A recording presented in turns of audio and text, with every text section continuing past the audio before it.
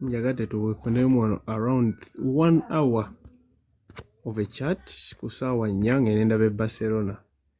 Walaikum salaam warahmatullahi wabarakatuh. Barcelona wa ssaawa 4 akyaza Osasuna long time. Mbeerayo mpola mpola, tubeerewo wano mpola mpola tumale tukyaze tugende. Ngenda ndabe FC Barcelona ng'ekyaza Osasuna.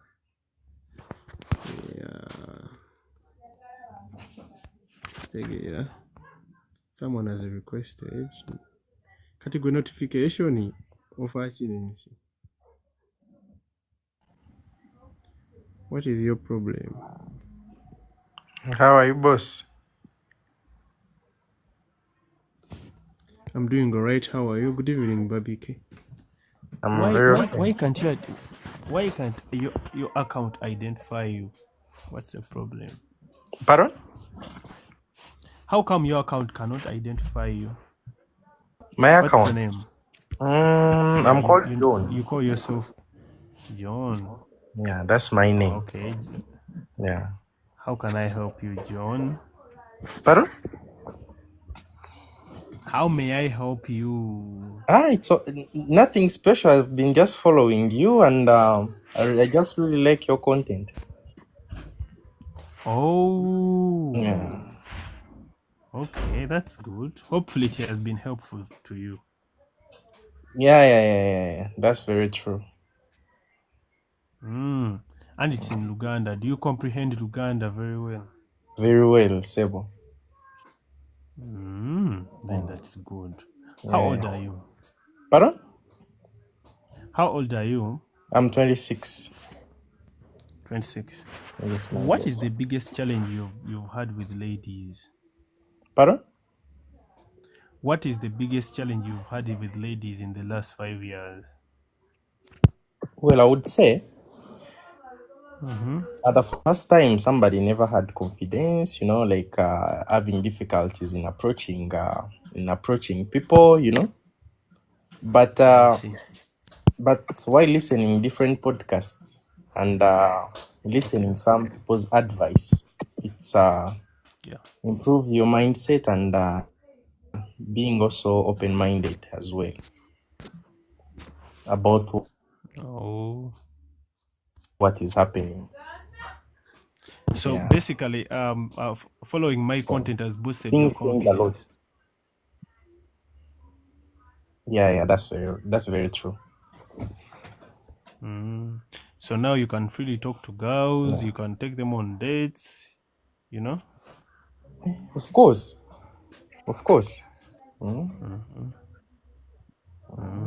Do you have a girlfriend now? Pardon? Do you have a girlfriend as per now? Well, of course, at this moment, I'm looking forward to improve myself first, and I'm not looking for something serious because I'm not into that at this moment. I'm still gaining experience.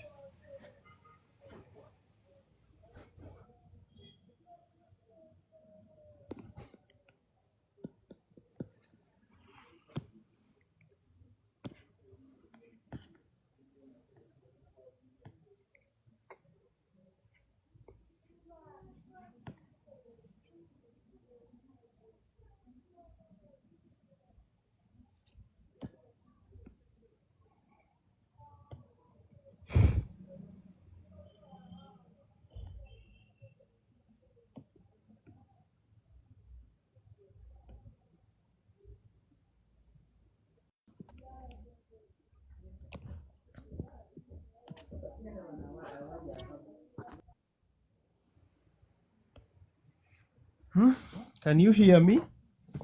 Pardon? Can you hear me? I think it was disconnected from your side. You're So the muting. problem was my network. Oh, it's okay. It's all right. Because it's on both sides. Okay, I was asking, are you at Mm. school? Are you still Mm. studying or you done with school? Right now, at this moment, I'm doing business. I'm doing business. That's good for you. Okay, Yes. Yes, at this so moment, I'm don't you? focusing on business. Okay, do you have any kids? Pardon? No, I don't. I don't. You don't. Okay, that's all Yeah. right. Okay, focus on getting experience, but Yes, I'm you should focusing on also getting consider. experience. bec- Yeah, but as much as you're getting experience, you should also consider having having a regular girlfriend. It's going to be good for you. As much as Having experience is good, mm. yeah, you should have someone regular. At least if you can get someone who's between the age of 18 to 20, it will work for you. For Okay, the right. meantime, I'm gonna put that into consideration. yeah, but it should be through thorough vetting. Pardon? It should be through thorough vetting. Oh, okay, all right, boss. Yeah, there's what we call, I usually call it the there's a term I usually call it. It's like okay, having several girlfriends is very, very, very educative and gives you a lot of experience, but at the same time it gives you it closes the gap for you to learn about commitment and long-term relationship, yeah. And okay, there's a difference between dating and commitment, you get. So many guys are very, very experienced.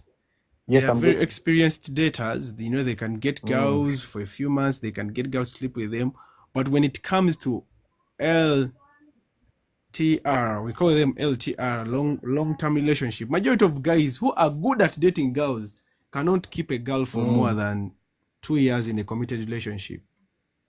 Okay. You get it? So it is Yes, tricky, I'm getting you. yeah. So for many guys, it's difficult to get girls and stuff. But believe me, it is even 5 times harder to keep a girl in a long-term relationship, a functional one. It's way harder, way harder. Yes, that's very true. Yeah. So majority of guys think if they are smooth at getting girls, so sleep with them and dating them around, they always think that it is going to be as smooth when they get them to commit to them. So, there's this one question that I would like to ask you. If somebody is saying I should look for the right person, what is that one place you should look at? I think the right person, the concept itself of the right person is a fallacy. It does not exist. It's an idea people create to feel better that there's someone who's there created for them. But the right person, for example, for a woman, the right person is made. And the only time you can meet the right person if you are the right person yourself. So if you're the right man, automatically you're going to find the right woman. It's going to be much, much easier. Yes, because so it's not about the place and timing and stuff. Go ahead. Yes, please. because when somebody says, "Okay, fine, let me try to go to church and find somebody there," you find there are certain hidden behaviors inside them. You get it? No, churches are the worst. Churches are the worst. There are two places where you shouldn't go find a wife. That is the church and the bar. Okay, thank you. Those are the places you should never. Churches are the worst because those places, the people usually go to those places are mutually inclusive. They are the same people. They are exactly the same people. And for the rest of the church population, They're usually failures in life, people who made dire mistakes that are seeking salvation, from evangelical from evangelical gospel. So they're not really people you'd want to make wives. So and then after them making mistakes, they blame the devil. Exactly. Yes, They blame the devil. The devil have been tempting me, temptation, and so on. And believe, and this is the thing, majority of the women that go to church, they're not going there because they are religious. They're going there because they have problems. There is a difference. Okay. Yes. But in fact, I would argue that 70% to 80% of people to go to church, they don't go there because they are religious people, they are Christians and stuff. They go there because they are seeking salvation. These are people that have problems in their lives. They are just trying to to feel better about their problems, or to seek some kind of solace for whatever they are going through. The typical Christian people, they are the least in churches. They are the least population.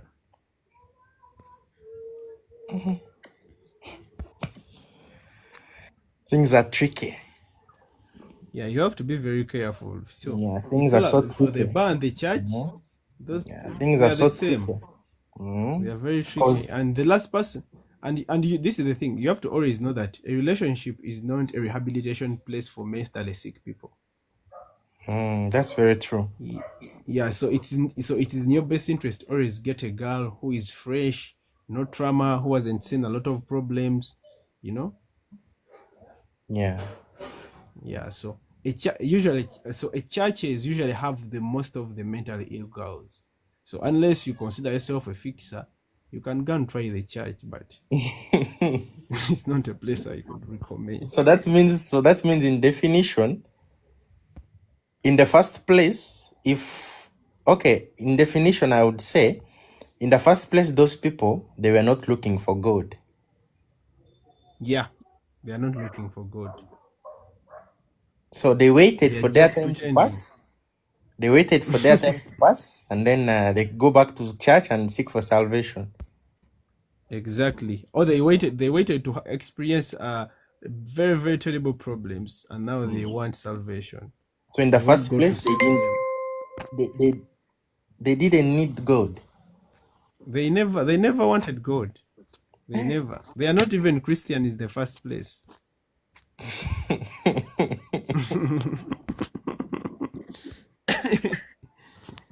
Things are They tricky. are not Christians. Yes, they are Oh. not Christians. Things So are the worst place you can get away from is the church. And usually, do you know what happens? The church pastors, they know, since women are their primary customers, Yeah. they usually appeal to them. So they usually try to sell those women to men in church. They sell you the drink. They be like, she's a good girl, we shall make it work, she has changed. They convince the weak men to marry the church girls. That's why usually church marriages are the worst, especially from evangelical Christians. Catholics are trying, Protestants, they don't care. The churches that are trying their best, if you want to get a good girl, although you have to convert, you can go to Orthodox churches, and probably Adventists can try. But the rest of the churches, I wouldn't recommend.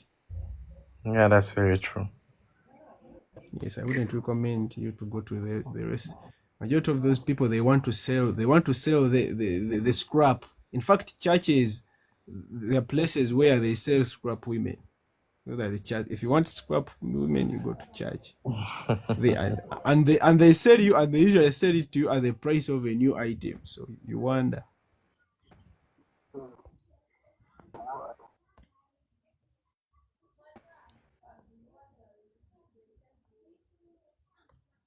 Greetings. Anonymous. Yeah, good this is evening. very true.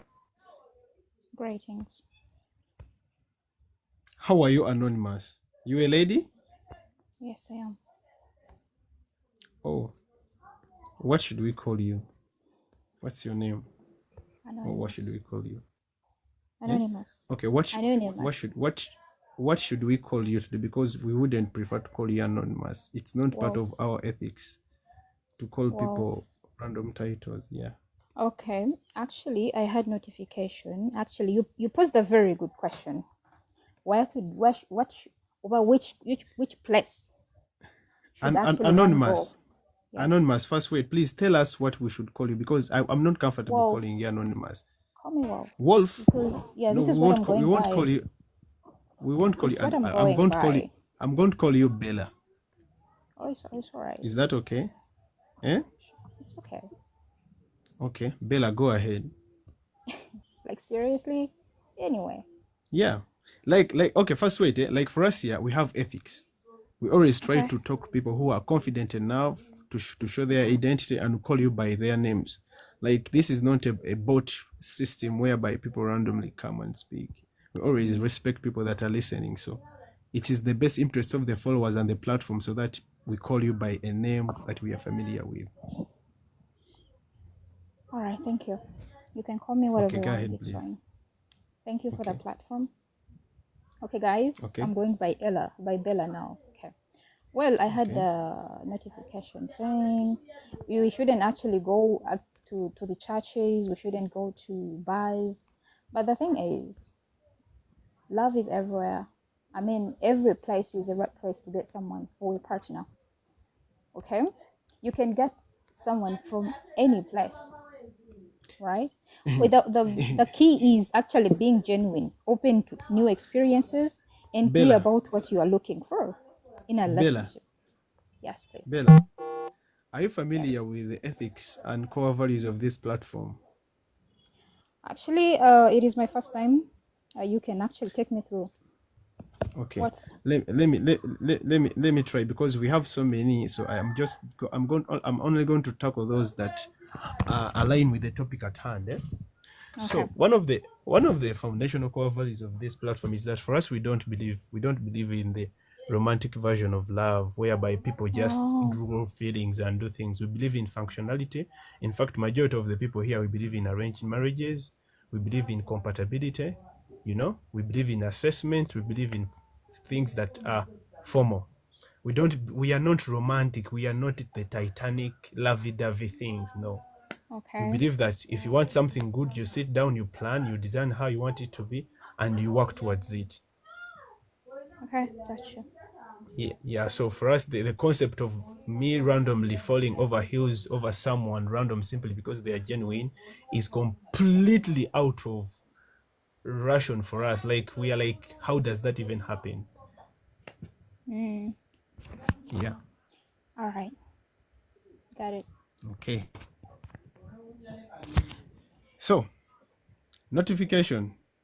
Yes, sir. So besides, like majority of the time, you have to think about the places where you can, because the place is very important. Yes, the place is very important wherever you get the wife from. And like I said, the two red places are the church Okay. and the bar. Okay. Yeah, but you need to be very vigilant because with like for your age if you want to protect yourself from majority of the time, I think majority of the time the issues young men face is that majority of young men want to deal with girls that are way more mature than them. Okay. You know? Yes, because for a guy of your age, I would think that you should be dealing with girls of high school. Girls are between the age of 16 and probably 19. Those are the girls I expect you to be dealing with. Okay. Because they are as much less experienced as you are. Okay. Yeah. So they are less likely to damage you. Even though they can be of damage, but they are less likely to damage you. They are less likely to, to make you fumble and, and stuff. Okay. You get. But what I was talking about is that you have to be mindful of not getting stuck in the loop of dating. The only way you can learn how to handle a long-term committed relationship if you are in one. You cannot learn about long-term relationship if you're always going. There's a saying that goes, you practice what you are, or you are what you practice. Yeah. So majority of men, they be dating for a long time. This is in fact, they say this is where even majority of players fail. A guy can play from his 20s up to his early 30s. Then when he decides to settle, the marriage becomes hell for him. Do you know why that happens? Yeah. Because he doesn't have experience in marriage. He just has experience in dating random girls. You get the point? Yes, I'm getting the point. Yes. So everything is just tricky. Yeah, everything is of course, majority of things are tricky. Majority of things are quite tricky. Yeah, they are tricky. I think We just need to be mindful. we are having some guest here called Harry and Carbona Life Coach somewhere. Don't worry about them. They know what to do. Oh, Don't okay. worry. Majority of people here, they are familiar with the platform. So when they are here, they know Oh, what okay. to Thank do. you. So thanks for the engagement. Hopefully, I've answered a few of your questions. Okay. Carbona. Good evening, guys.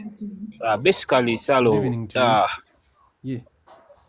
what always brings that you have been talking about, whereby somebody is good at dating, if he does it for a long period of time, he can no longer commit, or it is difficult for him to be into a committed relationship. Yeah. Is it the habit kind of? Okay, explain more about that. For me, I would think that first of all, like there's a loop of habits. The more you do something, the more it becomes part of you. To the degree that you cannot do something else, but it's like a mindset fixation. Your mindset gets fixed on doing something that like your brain fears something that is not familiar. You know, the brain is afraid with something that are things that are not familiar. Usually, it always wants a comfort zone. Secondly, is that you don't have the skills to do it, even if you change your mindset. But a long-term relationship requires some skills. Majority of the skills that apply in dating, they are not applicable in long-term relationships. Majority of the skills that even if you get out of the comfort zone, you change your mindset. It's like, okay, it's like going to the site and be like, okay, I'm ready to build, but you don't have the tools. You'd be like, today they don't naze kuzimba, but today I am ready to build, I'm ready to do the constructions, but there is no swift shovel, there is no spade. They are not tools for you to work.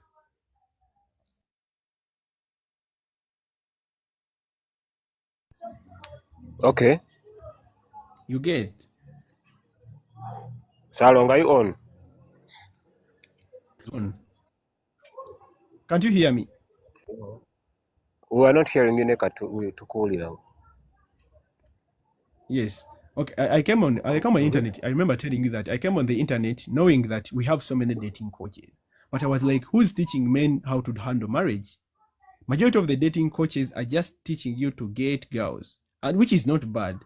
But majority of the dating advice or the dating praxeology things we have, they're not applicable in long-term relationship and marriage. And I think my platform is one of the. I think it's the only. I would think, I don't know any. It's the only platform that teaches men how to frankly deal with marriage or long-term relationships. The majority of the platform, they just end on dating, which is also good, because in this era we need both. We need both sides of the cake. Both sides. Salong, Yes. because Go ahead, hello. hello, hey. Should we say that the dating part of it prepares you for the committed relationship? Yes, the dating part is the entry to a commit. It's not preparing you, it's the entry. Okay. It is the entry. It's like the door. You cannot enter the house without going through the door. But you won't need the door inside the house. Yeah, Salo, like the door. because you see that question that Go I ahead. asked, I have realized that of late within the girls, even them, it is not affecting only us men. Even them, you see, when they get into a relationship, they are used to this dating lifestyle, whereby you're going to gift her, you're going to be a romantic, carry flowers, do this and do that. The moment you stop that, Yes. at the end of the day, you always hear them saying, the guy became boring, the guy this and this. So Yeah, and I think, Kabona, what you're saying, this is even worse for girls. Majority of girls want a relationship, a marriage to be an extended part of dating. In fact, to majority of women, the definition of marriage is extended dating. They don't know that there is a difference between dating and a long-term committed relationship. For them, they think they'll come into our lives and they just extend the dating process. They will continue demanding the things. He was doing this, he was doing this. I'm like, girl, this is no longer dating. This is now marriage. You know? This is now where things are serious. okay. So long, I thought me when it came to this, I thought it is the elderly people in our society to be blamed for them not telling us the reality about marriage and whatever. Yeah, that is true, but I think they have tried, but we don't want to listen. We think we are smart. This generation thinks it's very smart. Even if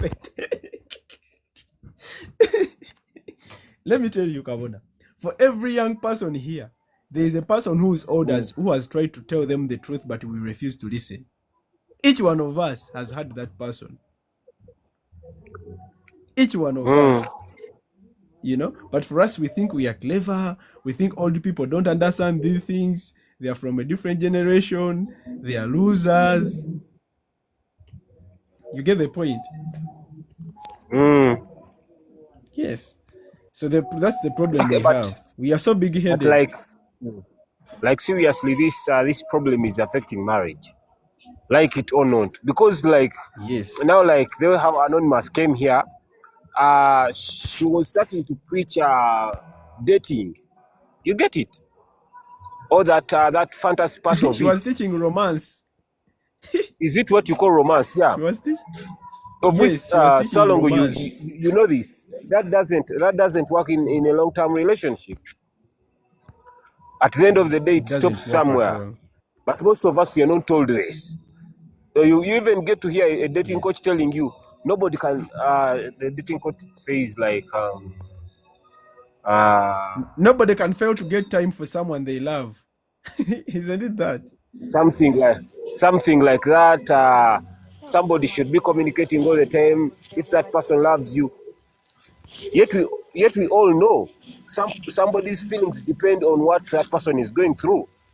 Don't expect somebody who is very busy and tight to be so romantic like me, who is idle. You get it? And don't forget that when you get into marriage, who has noise? Guys, hurry. Kabona soko mumuze hurry. But my network is not working. Neda hurry. Wano banange. Let me first brief.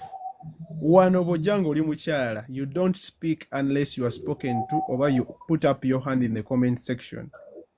This is a patriarchal platform. Yes. If you want to speak as a lady, you speak like a lady. Omukyala baba agenda okwogera kanjogere mu Luganda lwe mutegeera. Wanika omukono mu comment section osabe ogambe njandyagadde okwogera. Ffe tuba comments tuzisoma, then tujja kuwa omukisa otubeeko ky'otugamba. Abasajja ba wano tuli Baganda ate tuli bantondo nnyo lwakwogera Luzungu. Kabona, you go ahead please. Okay, where did I stop? You were telling us about how majority of people are prioritizing romanticism, whereby people should fall in love and stuff. Yeah. I was saying that we all know this. The moment a man gets into marriage, his responsibilities become a bit big. You get it? This becomes a fixed person. You can't relate his romance to mine, who is idle. You get it? That means at the end of the day, the time he was giving you will either reduce to some extent, but people are not being told this. That's why, according to what I've seen, women get into marriage expecting men to be, should we call it puppets, to always make them happy. Creatures yes. that don't have... like toys. Creatures that expect don't have... men to be their toys. Thank you very much. Creatures that that don't have to rest, because a woman expects you to provide, to take all your responsibilities, and not stopping on that. You have to be romantic, never to bore her. Now this is a toy. Hello, go on. You are like a clone. Like a woman expects a clone from a husband. You know? Those who are Ugandans who don't know a clone ye dinkura. Go on, Sawa. So, like, I think for women it's worse because for them they have unrealistic standards for marriage. But I think the point we are trying to drive home today is that majority of people get stuck in the loop of dating, and they expect marriage to be extended dating. As much as marriage can be an interview or trial for marriage, but majority of the things that are done in dating for the majority of people are not applicable in marriage. Because first of all, majority of people are not even dating for marriage. Majority of people date for sex and they accidentally get married. Majority of women date for money and they accidentally get married. Majority of people date for emotional validation and they accidentally get married. And they expect the man to constantly bombard them with the emotional validation they got in the relationship when they get married. Marriage has different standards. Marriage has different demands. And to you, it's going to always be laborious if you cannot trick yourself to fit its liking, because marriage won't change. It's an institution. It cannot change.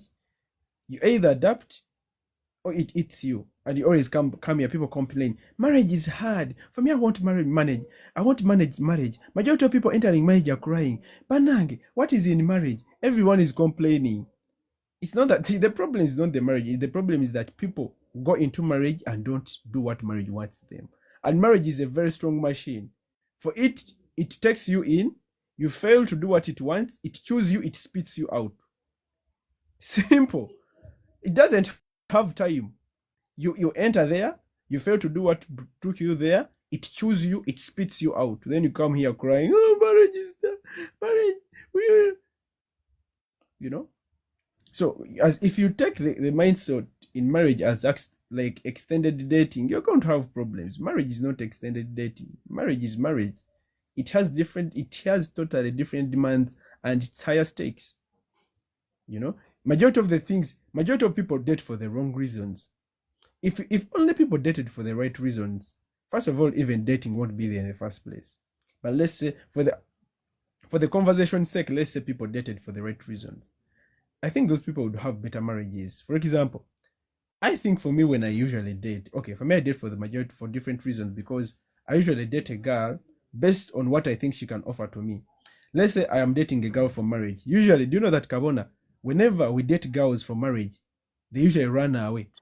They usually say, you are so serious, you know, you take things so seriously, you don't have love. But I'm preparing you for what we are going into. Yes, I'm preparing you for what we are going for. You know, you are so serious, you are so tough, you know. So they want the romantic part they want us to date for emotional validation. This is the trickiest part. These girls, they want us to date for emotional validation. They want us to date for romance. They want us to date for money. They want us to date for sex. And when we date for a long period of time, they want us to transition that kind of setting into a committed relationship that is marriage. You get? Yeah, I get you. Yeah, it is unrealistic. We are in this, we are in this for a different reason, and you want to transition into something that has different demands, because it could only make sense if we are dating for marriage. Let's date for marriage so that we go into marriage. But I got you because I wanted sex, but now you want me to marry you. You got me because you wanted money, and now you want me to marry you. You got Salongo, me simply because... I think that's Salongo. I think that's where the lovey-dovey thing comes from. Also, it comes in. And somebody expects you to marry her because you feel good when she's around. Because without her, you can't breathe. Because...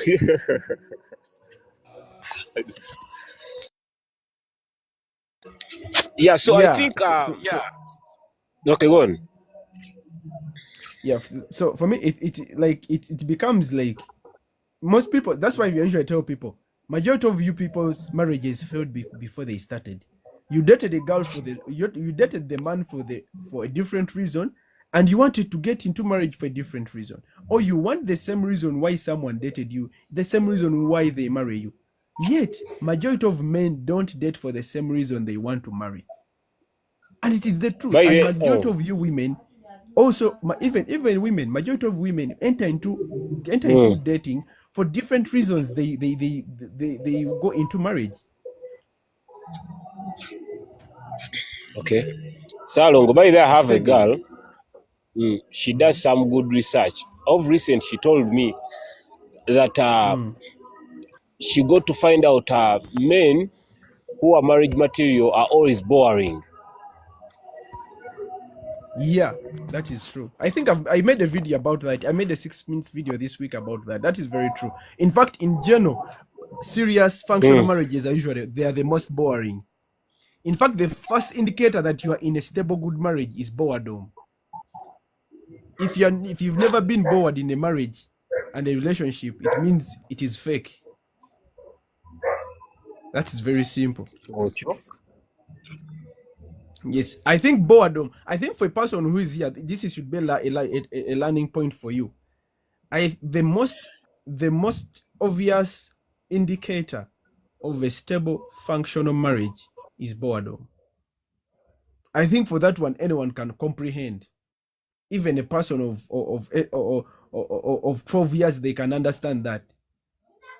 If your relationship is significantly boring, it means it is functional. It is stable. You are with the right person. But the moment it is not, just know it is a wrap. That's the truth. That is the harsh truth. It's one of the external indicators of a functional marriage or relationship. Boredom.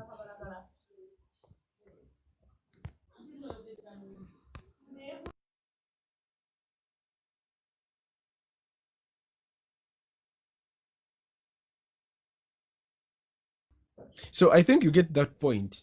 So I think she was right, Makabona. She was very right. Boredom is always it's always like it is the fuel that drives functional relationships.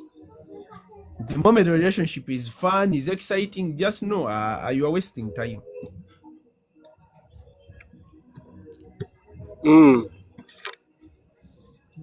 Yeah.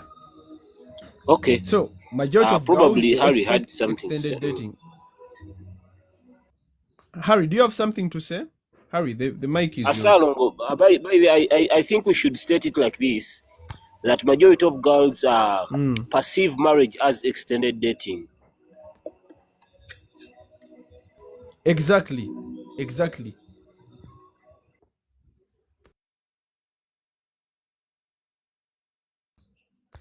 Harry, you can admit and say something. We are...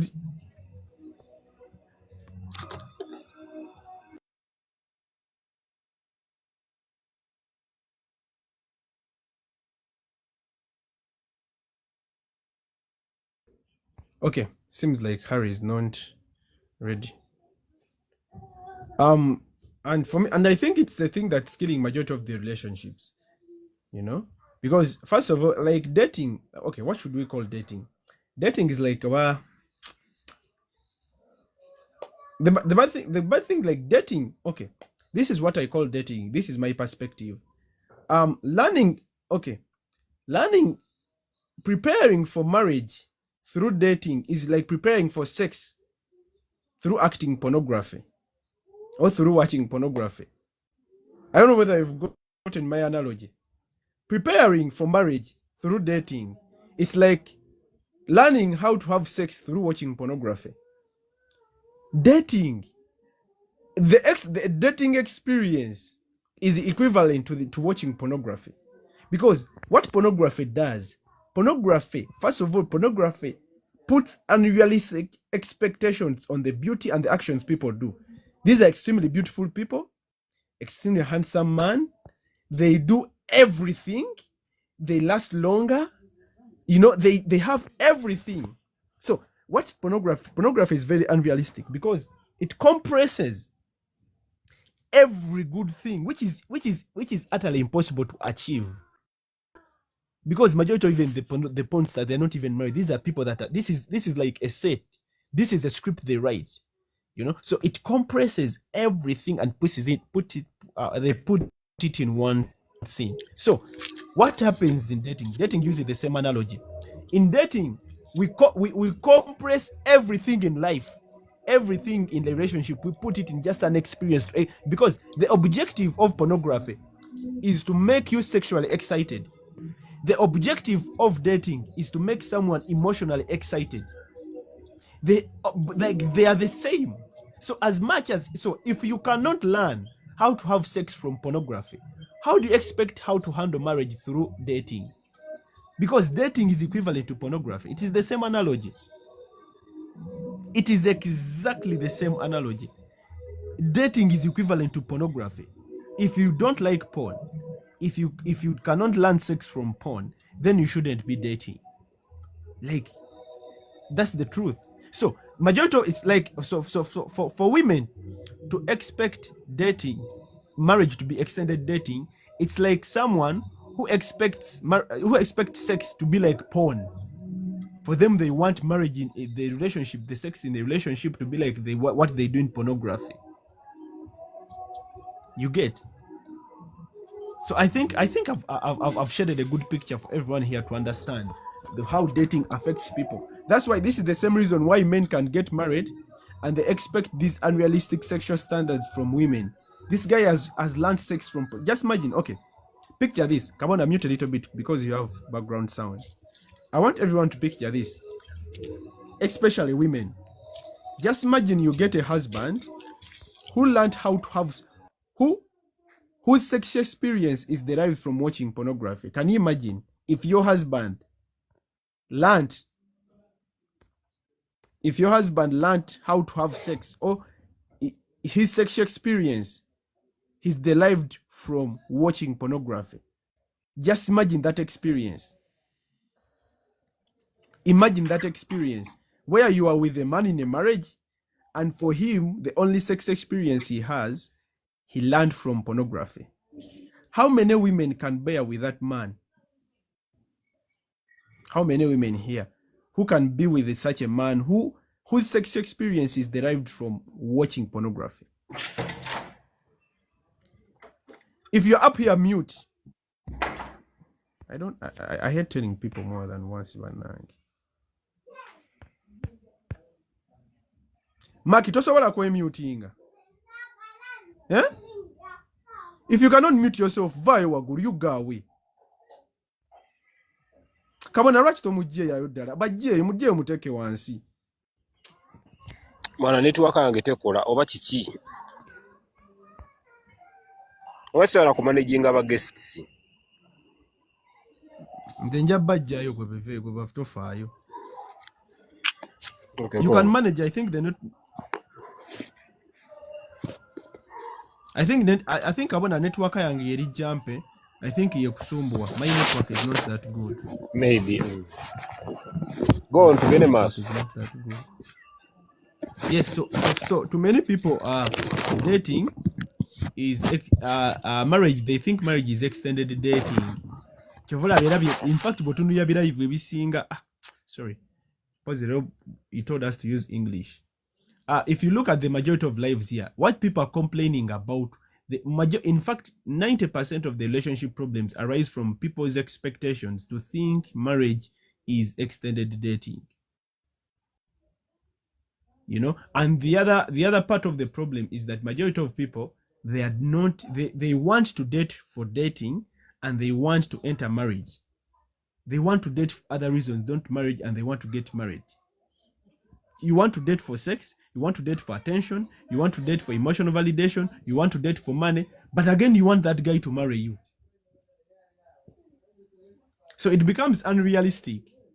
You know, like Kawana stated, majority of people perceive marriage to be extended dating.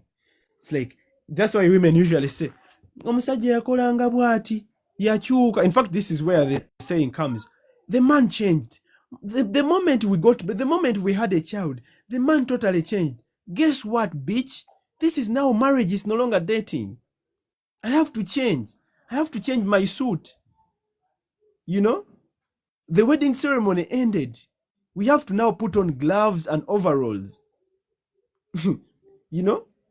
So majority of women always, this is one of the reasons why there are girls who this raises girls' body counts, because now we have girls who go around licking off the sugar coatings of relationships and throwing them away, because when they reach the sour part, they run away. So they rather date 10 boyfriends in the space of 10 years other than sticking to one, because they go on sweeping, they go on leaking off the sugar coatings of relationship. The moment things get sour, they run, they go to another guy, they just enjoy it. It's like someone who gets married every day and they get divorced after the honeymoon.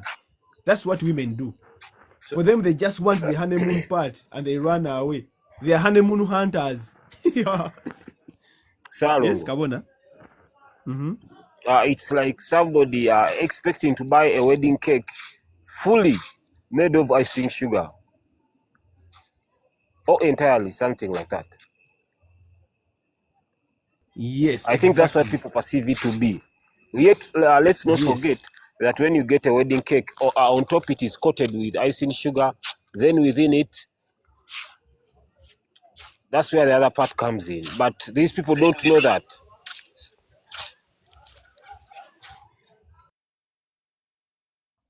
Yes, they don't know.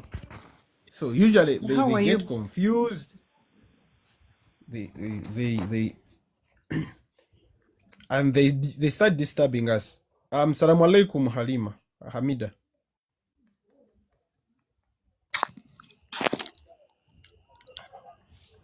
Walaikum salam wa rahmatullahi wa barakatuh. There is someone here who said that a lot of marriages have broken because of poor sex has left a lot of marriages down. Nah, yeah. Was Maybe you did not was see it a that comment? comment. Was it a comment? Was it a comment here? It was a comment, sure. Yeah, it was a comment down. By It who? was written by Harriet. You people. Okay. No, we're Okay. laughing. Yes, Let me make this clear. Let me make this Singuzi clear. Harriet said poor sex has left a lot of marriages down. Okay. Let me make this clear. Eh? This platform is not people that are sexually perverted. Please find your people.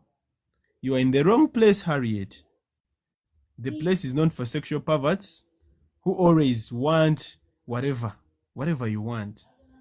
Okay? So for us, we are not talking about those things. You can always find them. In fact, majority of lives, we totally welcome your opinion, but not here. Come on again, Damas.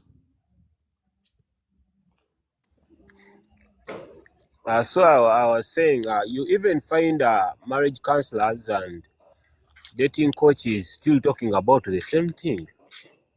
When it comes to childbirth, situations in a home, that I had my man, omusajja okuva enamuzalira omwana yakyuka, ebisajja ebyo.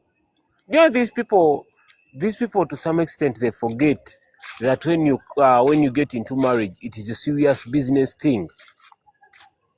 For them, they think you have to keep playing around like how you used to do in the sort dating pool stuff. Don't forget, Salongo, if somebody is just dating, that person most of the times, even the goals are always not that serious. You find people going for outings to different places. Let's go here, let's go there. And mentally for us as men, we are designed in a way that if you get a family, you have to think of how you're supposed to provide for it, whether you're around or not. Because most of the times, if you look into the other perspective, us men, we always work as an insurance for the family necessities. Let come shelter, medication and other stuff, clothing and whatever. So women are not being told this that we are speaking here. Women are being told, a man, if you get a man, he's going to love you until he dies. And this is what is even being shown in movies. And Salongo, even before you're talking, I want to tell it to you that I think porn is doing the same effect as love. Should I call it love story movies? Because those are scripted stuff that have been written, and after that they're acted. Exactly. You get it? So at the end of the day, a girl expects you Yes. to love Yes. you. Yeah, like that movie stuff, Yeah. of which we all know You've that you've is not completely nailed possible. it. Now, I want to give you an example of Salongo, another something thing. that has been.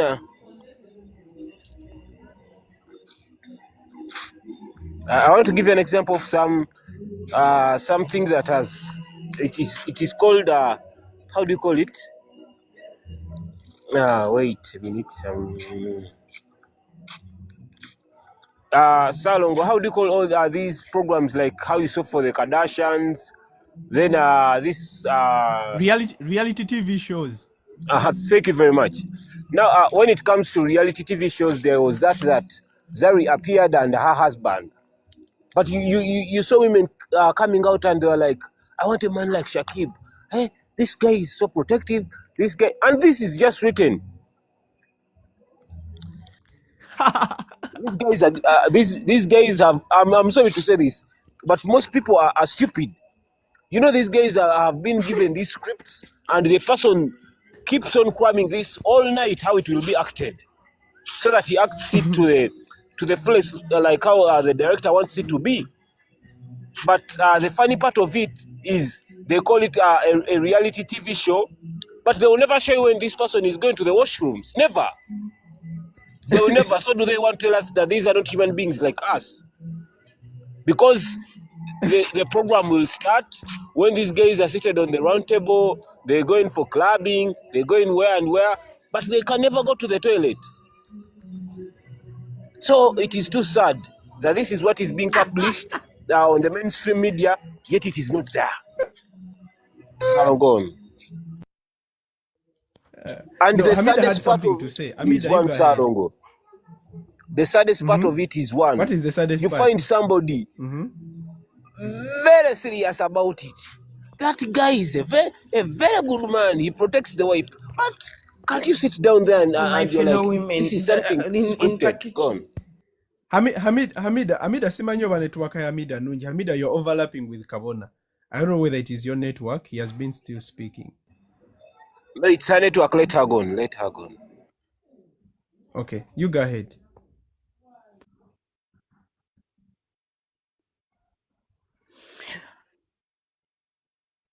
I wanted to tell this lady, some women, even it's not all about that they watched porn, they have listened reality shows. Others have gone through various men. And then they want to exercise all the styles, the feeling that they got from different men in this particular one person they get married to, which is close to impossible. You want him to act like Joseph acted, Kamada acted, Peter acted, Karim acted, Junior acted. And then this one person should know all whatever you went through with different men in the bed. Are you okay? If it were you that they told you that you should make all men feel that they used to feel from different women they used to fornicate with, can you?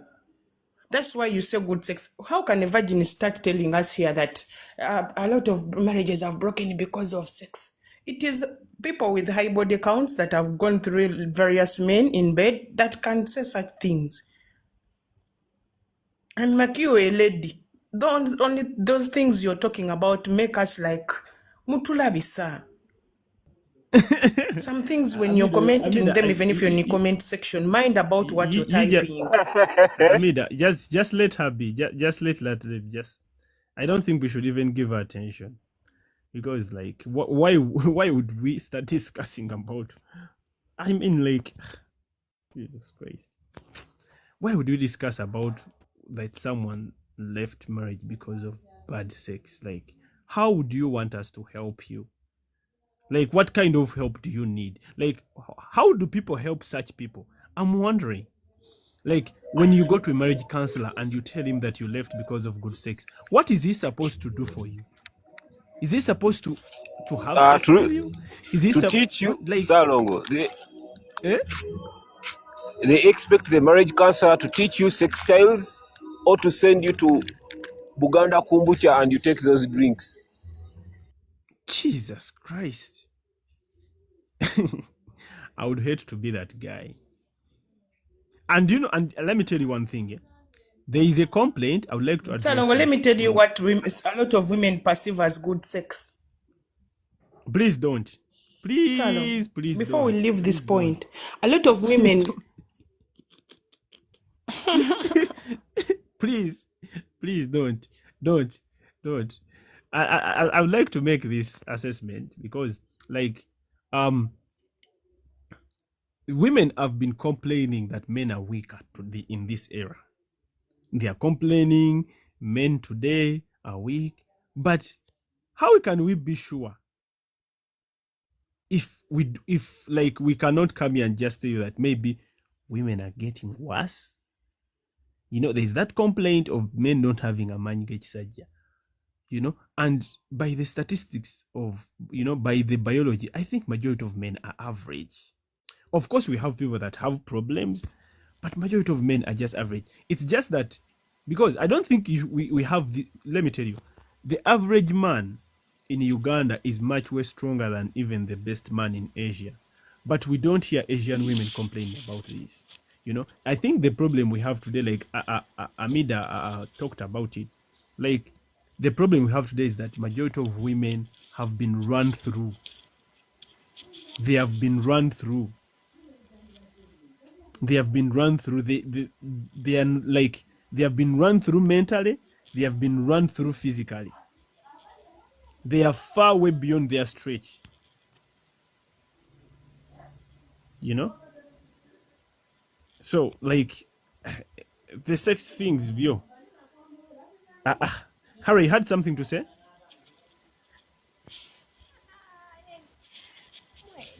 These girls, men are capable. Simanyi abamumpulira by now. We can hear you. We can hear, even though your voice is low, but we can hear you. Men are capable. They can do whatever they can do. Naye just these ladies, banenze ngenda kukozesa Luganda mugenda kunsonyiwa. Wano wakulemye bw'oba okozesa Luganda baaba. Wakulemye. You have failed this place. Okay. You relax and you use English. Men are capable. Just these ladies, they have moved so much in the world, and they don't get their salaries because some of us. By the way, So are you saying majority of women are prostitutes? in fact, That is a very huge accusation. because you cannot wake up in the morning, you be a lady and you slept with over 30 men in the world. Overweight. Someone Abayita kabeja Harriet. body count of 34, 40, and you start counting. Even he doesn't remember the first man he slept with in her life. Nah. And you'll be like, what is your body count? When even she cannot remember, and she has to first sit down and call everybody and slept with. Of which these men have different sizes. Men have different sizes. Okay. That is enough, Harry. That is enough. That is enough. Thank you. It is enough. Thank you. Thank you. That is enough. I think we should go back to the point of people wanting marriage to be extended dating. And to my knowledge, we have tried to exhaust it and we have driven it in all the directions that people should understand. That even to men, in fact, majority of even men don't know. It is even sad because we can talk about women, this, women, that. Majority of it is because, Kabana, it is very easy for a man to come here and complain how women have unrealistic expectations in a marriage. They want marriage to be extended dating. She still wants the attention. Still wants the money. We have to develop. She still wants the outings and stuff. But you ask the man, okay, do you have the tools to handle marriage? And the guy is angas. But Salon, marriage is not for fun. If you want fun, stay in dating. Wait. What I'm trying to say that Majority of men, if you ask a man today, do you have the tools to run a marriage or a long-term relationship? Because it is easy for a man to complain how women are not doing the things they're supposed to do. It is very easy. But you ask a man, do you have the tools to handle a long-term relationship or marriage? You even ask a man, what is marriage? They even don't know. This is a guy who's complaining about him. Can you mute yourself? Don't speak while I'm speaking, lady. I don't know where you're getting that energy from. I warned you. You ask a man, what is marriage? The guy doesn't know. He doesn't know what is marriage, and he's complaining about a woman not doing her duty. Omukazi takola bwati. Omukazi takola bwati. It'd be like, okay, omukazi takola bwati.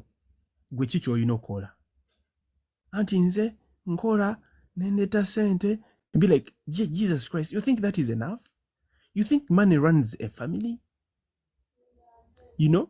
You think drinking manpower drinks runs a family?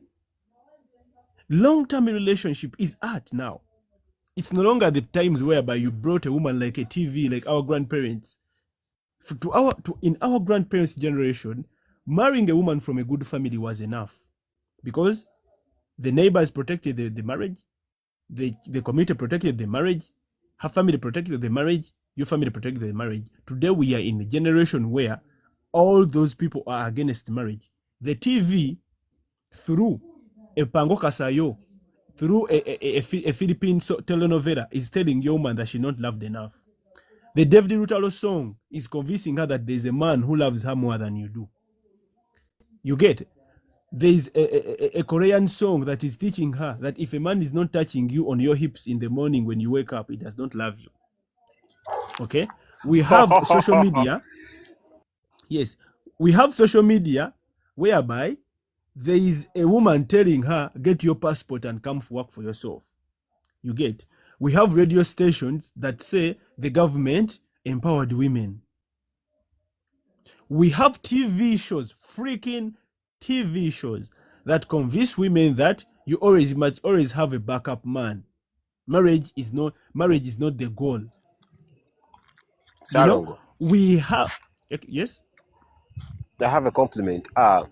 We have public figures like Sheila Gashumba who go on preaching prostitution as a better life for a woman than marriage. Go on. Exactly. You know, and we have we have the movie industry that tells women, if you slap a man, he's not supposed to slap you back. The Ruwawa things. You have the Ruwawa syndrome. So, and we have your relatives who say, like, no, for us, we don't enter into your marriage issues. We have the woman's relatives who tell her, if a man is treating you bad, come back, your bedroom is still around. We have the neighbors who are the same women planning to get your woman a passport to go to Saudi Arabia. You get? We have the church community who tell us that a woman is like a princess who's not supposed to be touched. So as a man, if all these forces are against you and you think you bought a woman like a TV, you are playing with fire. Dealing with marriage, a long-term relationship now in this era, as it has been for the last 20 to 30 years, it's art. Marrying a good woman is no longer enough. So, like I said, where I started from, it's very easy for men to come here and complain about what women are not doing. But I can ask you as a man, do you know even what marriage is? Do you know your major roles in a marriage? Do you know how to protect and lead your marriage in the modern day era? Or you are using old tricks on the new dog?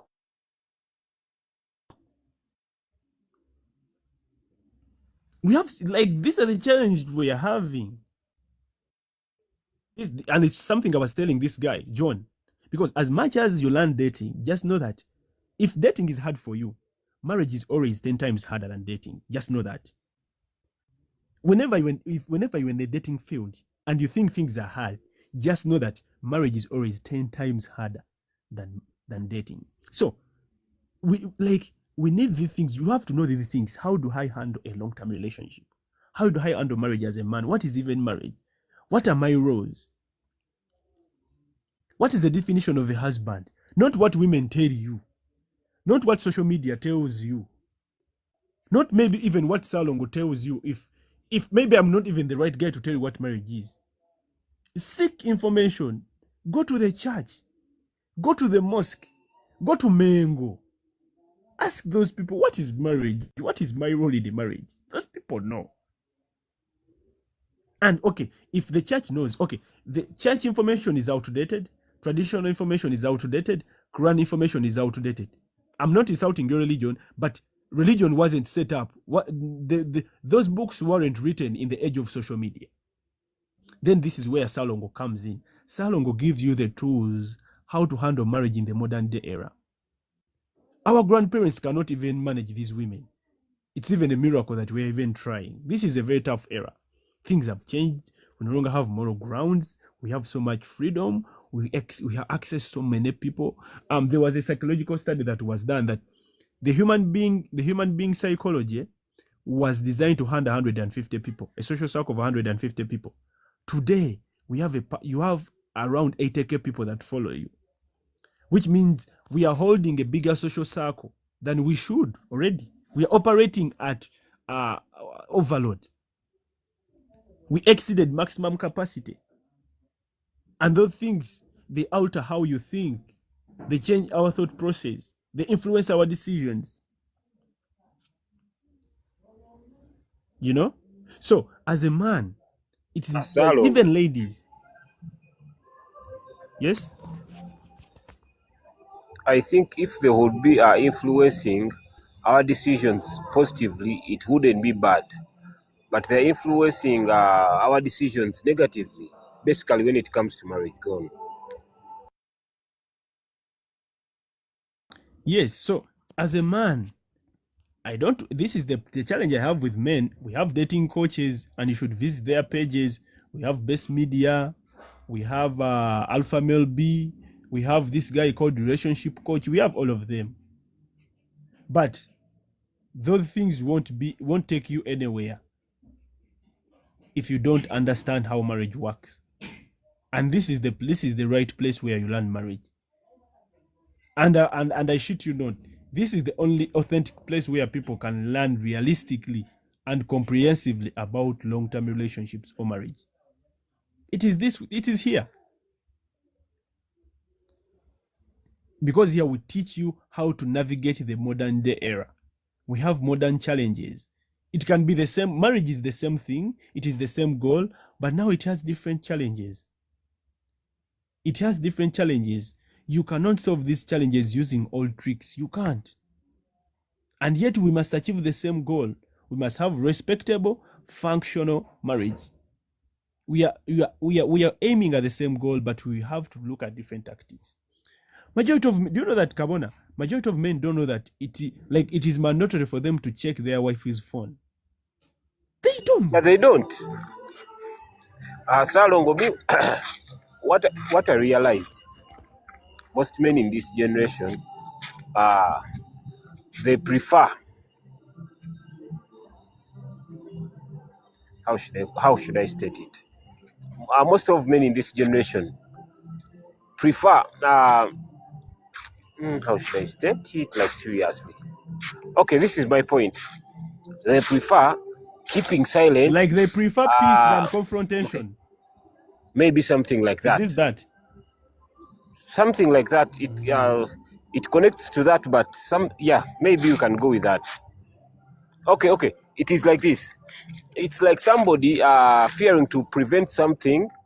Okay, it's like somebody fearing an immunization injection, waiting for the long-term curing measure. You get it? Yes. Because somebody will be like, today, no, me, I don't want immunization for polio. But when this person gets to know that he or she is getting crippled by polio, they get sick, and now they want the cure.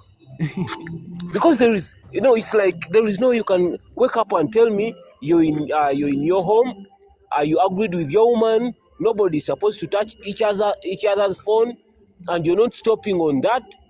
After a period of 5 years, you come here crying, some of the kids don't belong to me. What should we do for you?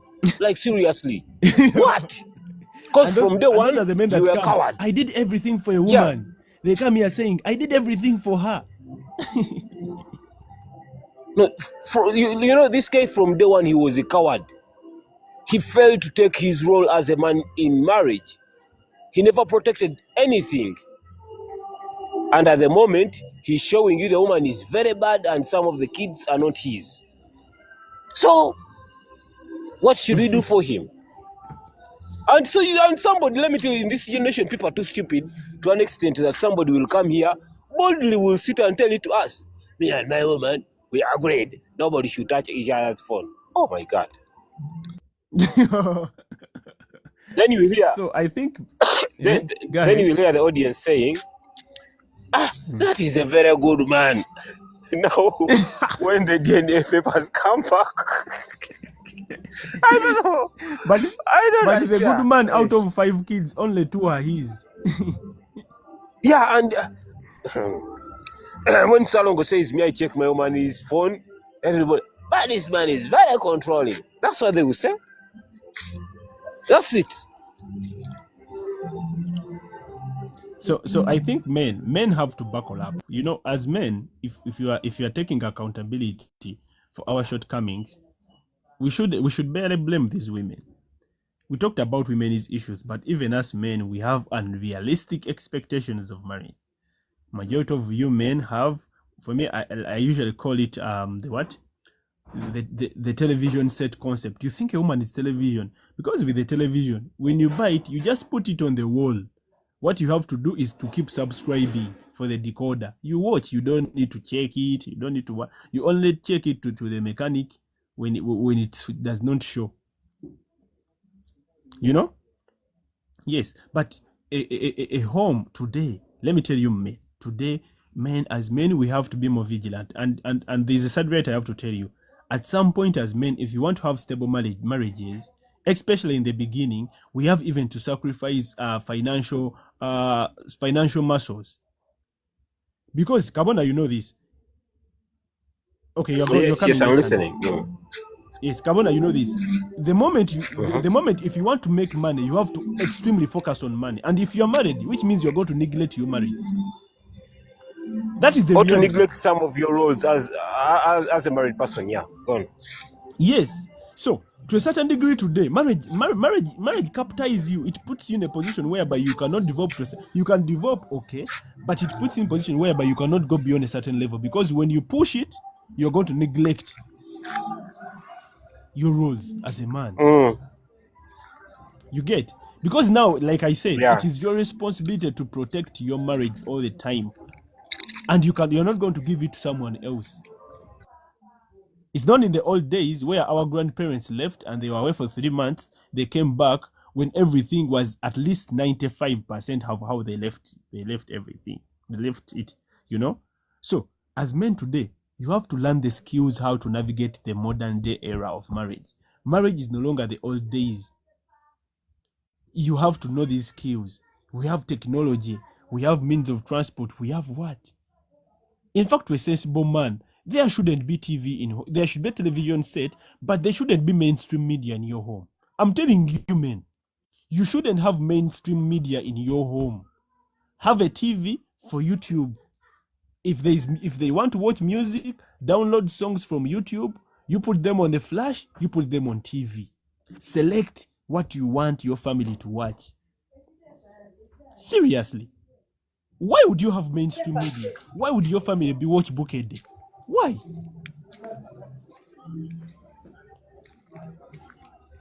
Why should they watch Bukede? You don't need mainstream media in your home. You don't. You know? Yes, Salongo. Sorry As to men, you interrupt. have to be. You go ahead, please. Yes. I'm sorry to interrupt. Another issue that I would like to raise is why does it always come, like when it comes to responsibilities, it is always 50-50? No, when it comes to responsibilities, it's always on the man. But when it comes to divorce, it's always 50-50. Why is it always like that? it goes back to the men. It's because majority of us men, we are weak. We don't know how to put these women to work. It goes back to us. Women, we are the problems. We don't know how to put these women to work. If you know that, okay, let me give you an example. Picture this. If I know that if I marry Harry, if we separate, she's going to take 50% of the property, which means it's my responsibility to make her work. Yes, if he does not want to work, we separate before we have anything to share. Have you gotten the point? Why should you have a woman who just sits down and when you separate you get 50-50? You make her. For me, let me tell you, I don't have a problem with separating with a woman and sharing 50-50 if she has been working, contributing to the household. I don't have a problem. But the problem here is, why is the person who contributed the least getting half? And the problem comes back to you as a man.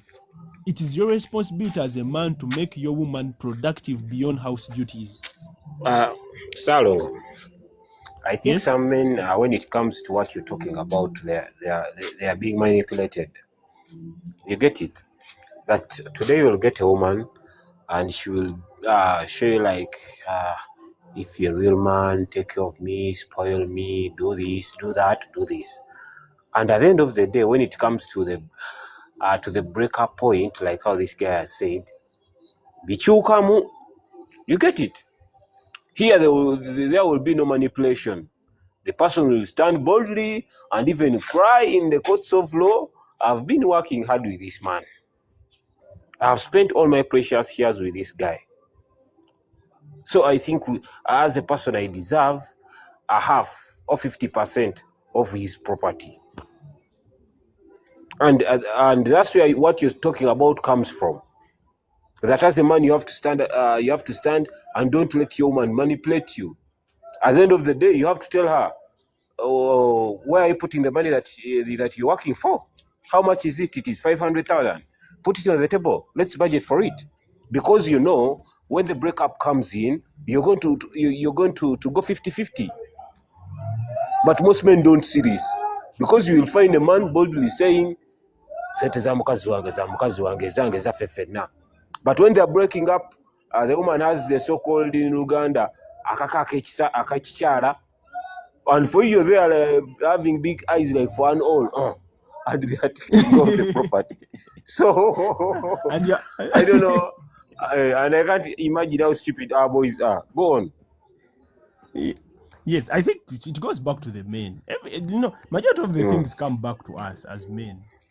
It is our responsibility to make sure things happen. Even separation is major our responsibility, because like, why should these women just leave? Where are you going? Where? You are just leaving my home and you're leaving me randomly. Going where? I think it comes back. Like, let me tell you, if more men made it impossible for these women to leave, women wouldn't leave. But we make it so easy for them. I want to go, and she goes. Do you know that there are some women in Uganda today who are married, who would want to leave, but they are scared of what happens if they leave? Do you know that notification? And those women have held their marriages for 30 years. So for us, we don't care how you make a woman stay, as long as she stays. Because why should these women be swinging around? 3 years she was in your house, 4 years she's in my house, then the other year she's with the Ibra. What are we doing? And Salongo, if that really makes sense. And we are the causes of these things as men.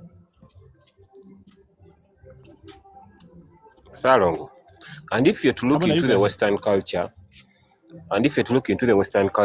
this is how women are playing on those men's brains. That you find a woman has been in over 4 marriages. This woman is receiving child support, and this woman is filth rich. You get it? Why? Because she has been manipulating all these men in her own way. And she does this with the help of law, and even due to the stupidity of those men, because they don't understand the concept. that if you get your woman, both of you should be working to the betterment or to the development of the family, funds and whatever. So if they get to know this, because now there is no you're going to tell me you have your woman, even I already said it. You have your woman, she's working and she's earning, let me say 1 million a month, and you don't know how she spends this money. Seated there comfortably, and you're like, yeah, man, you send zangi. You know, so long ago, remember we talked about this the other time, that the society has set us as men in a way that we have to prove that we are good men. You get it? Almost each and everything that Yeah, we it do. has turned us into women as slaves. Thank you. Almost each and everything that we do, we want to prove that we are very good people. Yet people don't care about that. Go on, Salong. I think one of the greatest I should call it what? I think one of the greatest barrier every man should overcome, over the biggest hurdle every man should overcome, is the need to be a good man. I think when you let go of the need to be a good man, you are halfway the journey of becoming a strong man. The need to be a good man is very dangerous. Like, a man shouldn't strive to be good. No, a man should strive to be strong.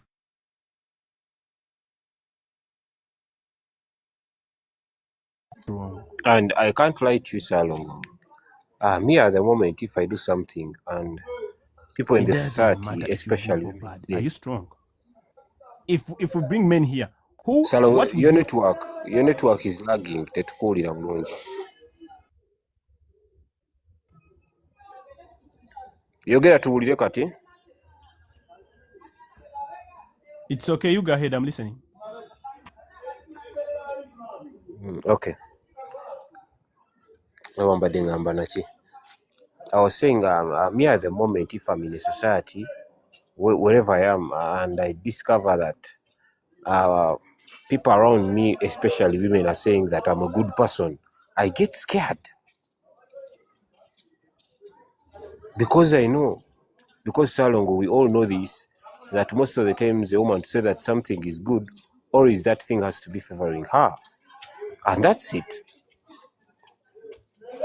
Salongo, if you have got your network, set.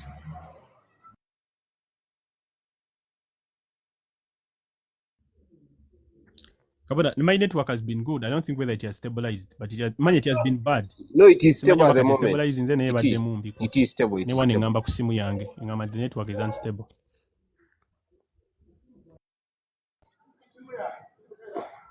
Salongo, sawa when it is stable genda maaso.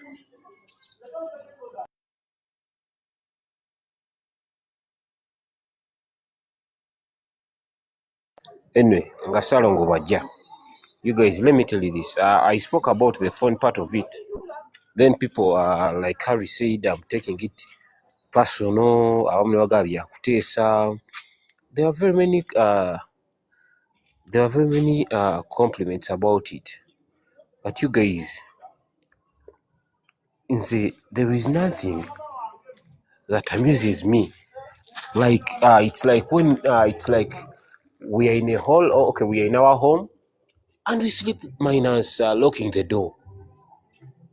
Then the following day we start complaining. The thieves broke into our house and stole each and everything. You get it? That means from the start, we were careless about it. This is not even being careless. We are stupid about it. No, it is the same thing. How can you be having your woman and you don't check her phone? How? You're staying with this person within the household, then you tell me you're not checking her phone? And okay, if she doesn't want you to check it, what is she hiding? What? No, Kabona, the whole point is destroyed by the promise that if you are saying you are my woman, that's enough for me to check your phone. It is enough, like, you are my woman. If you accept you are my woman, I don't think we should say anything further than that for the issue of the phone. Like, I think that is enough for me to check your phone. You get? There shouldn't be further conversation, like what is there, what is not there. The mere fact to be like, okay, Salongo, you are my husband. I must check your phone. By the virtue that I'm your husband. I don't need a reason to. I don't need a reason So to. that I don't need means justification. I want to go ahead, please. that means it is her supposed to go and do more research uh, of how should you call it? She should go and do more research of the authority you have as a husband over your wife. Yes. Yes. Okay, Yes. I Yes. get you. Yes. She doesn't know. I think I would Harriet like will. Hamida. Okay. Yes, I would like Hamida.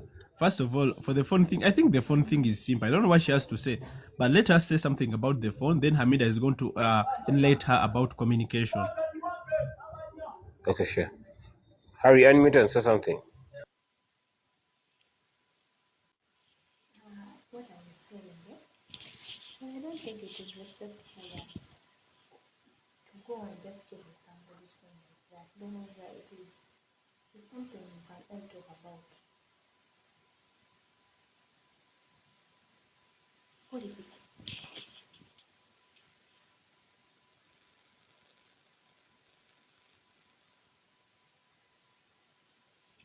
I don't know if you guys can hear me. Kati tukuwulira genda mu maaso lwako eddoboozi liri wansi. Yeah, I was saying that it is not nice. I don't think it is respectful for someone to just come and check your phone without any notification.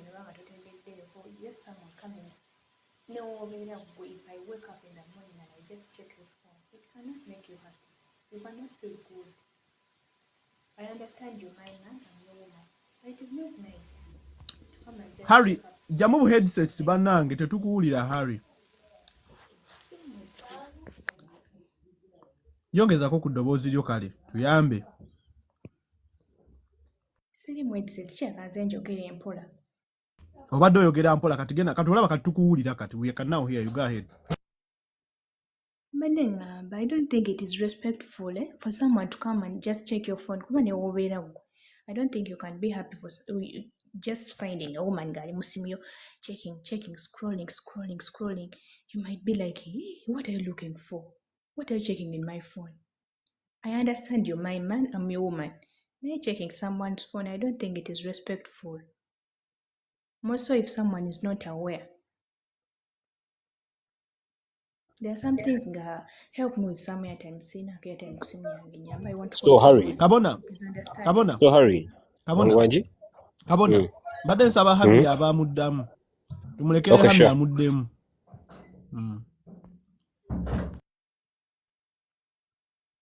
Hami, woli? Badde nsaba omukyalo ono gwe abamuddamu.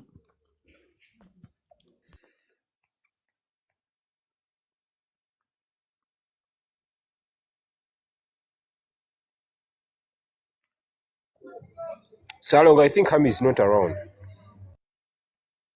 Kabona, you go ahead, please. Now, I just wanted to ask her, Harry, I thought if you're living with your man, you already became one. Yes. Okay, then how is it disrespectful somebody checking your phone or using your phone? No, using my phone, it is okay. Checking my phone, it is okay. Nay, it matters in which matter. There are some people who basose kuyomba and someone go in someone's phone. Ati kati Kabona has been at work ng'aluddeyo Katono nnyo Harry. nga communicating then Katono nnyo Kabona.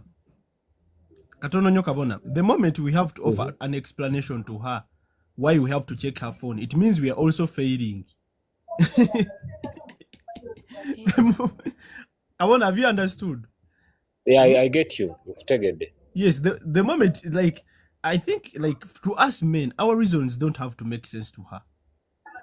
And it's one of the reasons, Kabona, that men are failing. Men think that if they put standards and rules in their homes, they have to make sense to their wives. That's why sometimes if something does not make sense to the wife, he's not going to do it. And that's the problem we have today. And that's the other fever that we... Yes, that's the other fever. That's the other sickness that, yes, we have. We always talk about. We always have the need to do things that our wives find meaningful or they make sense out of. But that's not the case. A man, if you're to do something, it doesn't have to make sense to the woman you have. She either does it or she leaves. It is simple. That's the truth. You either let me check your phone without explanation, or you go with your phone. No, It is it is simple. fine. The moment I owe you an explanation why I'm going to check your phone, then my position has been compromised as a husband. I'm no longer your husband. Then you just need to leave my home. Oba tokozesezza mu ku bukambwe awo. Salongo. It's- It Wandika bona? is like us explaining as to why our women are supposed to prepare food for us. Yes, it's the same thing. You know, I don't like if you think okay, we cannot change how you think, how you perceive it. You might think it's out of anger, it's aggression, but if you think it's negative to you, you leave. Salongo. You find your way. Yes. And if you remember, there is some woman that was, I think that was Bridget. It's Sammy who knows that girl. She was telling us that for her man tells her something, but he never explains. Because there was something they wanted to do for their kid, and I don't remember what it was. But no, it was like this. The woman was asking the guy that in case our daughter starts dating somebody by the time she's something like 16, what do you do? Then the man was like, ngagenda amufumbirwa. Then he kept quiet. And the woman came here and was like, why didn't he explain? Why did he just give me that chorus answer minus explaining anything? And this is what we are talking about here. Because Salongo, most of the times people get to ask something not to understand it, but to argue. And if you remember, that is more of women. A woman will tell you, please don't leave your man like that. If I do something bad, tell me so that I can change what and what. But the moment she does something and you're like, but why are you behaving like? I'm behaving like this They argue. because you also don't care. Yes. So as a man, in fact, Kabona, this is a very important. As a man, you shouldn't give justifications for whatever, for the principles, for the core values in your home. A minute, The woman Sarah. either does. Excuse me. A minute. Kakati, do you know that there are some ladies? Let me bring it like this. Do you know that there are some ladies who don't have sense? We know. Someone can come and check your phone with intentions. Because men, I don't who. sometimes Like which someone? Like which someone? The man. No, the woman. Men, No, Harry. Men, Harry, they are Harry, understandable. Sometimes men Harry, check first your listen. phones because Harry, listen. I don't think you listened. We said a man mandatory must check his wife's phone, and the wife must not check the man's phone. Don't think we are saying here things are equal. It's one direction. I must check your phone. If you can't allow me, you go. And you must not check my phone. If you check it, you go. It is one-way street, sweetheart. so me, I'm not allowed to check your phone. Yes, you are not. You are not, yes. Abagezi bokka. You are not allowed. And for me, even the moment I find out that you checked, I swear upon the living God. There are some things I can tolerate, but my phone has a boundary. I swear you leave even if it is midnight. That is the problem. It's not the problem because it is my home. It is the problem for you because you are going home. It's not my problem because I'm going to remain and bring a woman who will do what I want. You cannot tell me you will check my phone and I will not check your phone. No, I cannot tell you that if you are not in my home. Of course, I can, but if you are in my home, I will. But Salongo, yes, I think women here are not getting the point. What we are talking about, Syria and Paka, you it's, even have a right. It's not by foot. Because we even date women like you, whereby you're not supposed to check their phones. And yes, it's fine, we don't marry them. You get it? Exactly. So at the end of the day, this comes whereby you're getting into a serious relationship with a man. You set what you want, I set what I want. If you are not compatible, you go. You go, Go on, you leave. Salongo. Like Harry, you're not going to sit in my house and you refuse for me to check your phone. First of all, it's not even your phone. The moment you are in my house, it's my phone. You don't own anything in my home. You don't. And men should know this. Majority of men here know a woman owns nothing. Everything she has, even if you find her with properties she inherited, it is now your property and you have the final say about it. So even if you're asking the phone she has, you are supposed to say, bring my phone, I want to check it. Salongo. If she does not want to go, yes? Go ahead. I remember last week I told you this. Last week I told you that women are people who want equality whereby it favors them. You get it? But whereby it doesn't favor them, they don't want it. Now, like for today, if we are to talk about, we are having a heavy load to carry, everybody will be like, oh, musajja w'amaanyi agenda n'asitula. Nze kati ndi mukazi kabona, look at it. There is no way I can carry that load. There. She can understand her identity as a woman or her gender. But when it comes to stuff, favoring, katulaki omusajja oba olira ku sowaani bweti omukazi nala mwenkanankana. You get it? Genda maaso.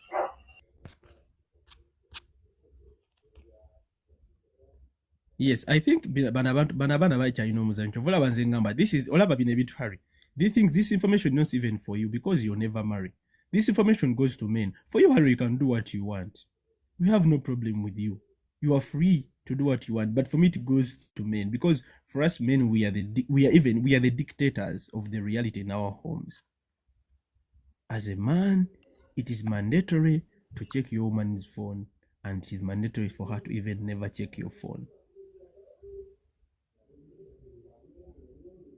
Stegir.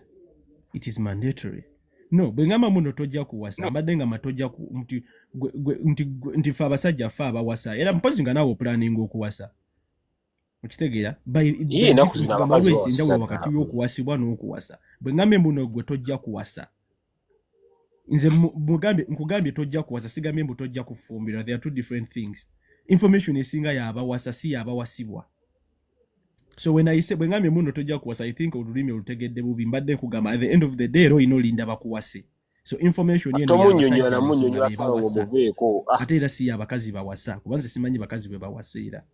So era information si yo lwa nsonga nti era gwe ne bujonnajjo ne bonalemu ewange n'ogenda mu maka ga kabona era bajja kuba bakuwasiza bulijjo olaga bajja kuwasa. Okitegeera? Yes, wherever you go you have to omusajja yalina okuwasa. So information is CEO. Gwe tetukuyinaako buzibu because buli kyonaakola mu maka g'omusajja omusajja yajjo kikiriza oba yajjo kigaana. Gwe tolina sse. You don't have a say.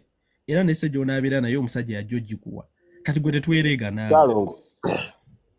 Don't explain to her. Let's get back to our point. Because some of these things that we're talking here, I think they add less value to women. By the way, they are the least of values to women. There is even no reason as to why we are explaining to them. Because this is for men. Yes. Because it is men that we can only explain to why he is supposed to check his woman's phone.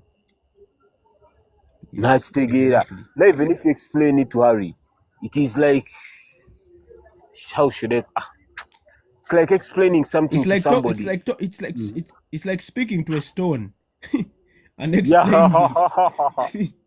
What you call her? Seriously. Playing a piano to the dead. Yes.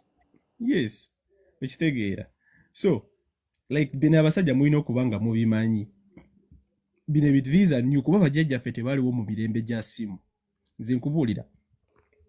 As a man, a woman owns nothing. The moment you marry a woman, she owns nothing. Ella never say this is my wife, this is my wife. Is no, no, no, no, no. It is always yours. Everything is yours. And you can access it and do it with whatever you want. The moment she hesitates, you'll be like, okay, get whatever that is yours and you go back to your parents' house and own whatever that you want. In my house, I am the sole owner of everything. These things might sound extreme, but they are simple things that keep the marriage intact. Because for me, when you come to me crying how your marriage has failed as a man, I will laugh at you. And by laughing at you, I'll be even helping you, because there are some men now, I started slapping men in their faces. If I laugh at you, you are lucky. I will slap you. A big slap.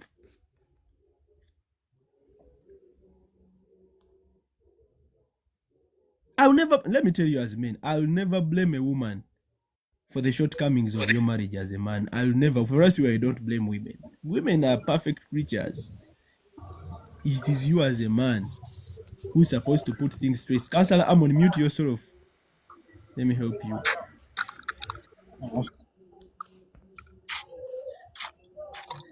So these things you should know. Your home must have curfew. Your man shouldn't have male friends. And the female friends you must choose for her. These things might sound ditto, but these things you have to know. Your woman must never have male friends. And the female friends she has, you must vet them first. If they don't qualify, you chase them away. If she sticks on them, you tell her, go get married to your female friend. Or you go tell the husband of the female friend that your wife is now planning men to marry his wife, and you see whether they will still meet. Gugenda bugenzi w'omusajja bawo omukazi wo gwe yeesibako omugambe mbuno mukazi wange yapangira mukazi w'abasajja olabe. You fabricate even evidence. Abasajja bino temubimanyi. You don't know these things, men. Salongo ebimu bireke obukodyo waffe bulekeeyo bujja kujjira mu boys room.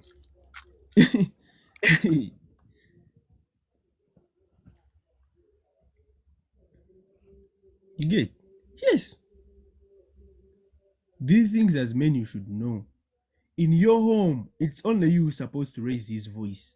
The rest of the people have to speak like they are speaking the king of Buganda. And you men, and stupid you men, Kabona, we have forgotten the most foundational thing. Whether you were Muganda, whether you were Mucholi, whether you were Munankole, you bring your mouth here. Your woman is supposed to kneel. I don't care, even if you're a white man and you're listening to this podcast, your wife, it is mandatory for her to kneel. It is mandatory for her to kneel. If she's talking to you, she's passing you something, she's requesting something, if she has a complaint. I don't care which tribe you are. These things of open your business, but my woman is a Munyankole, but we are Bacholi, and Abatolo for us, our culture kneeling. I will beat your teeth.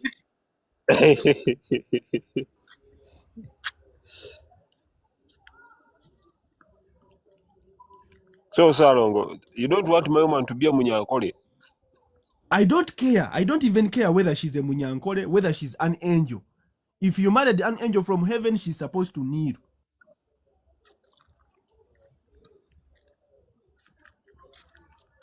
It is non-negotiable. We are past the era of culture and whatever.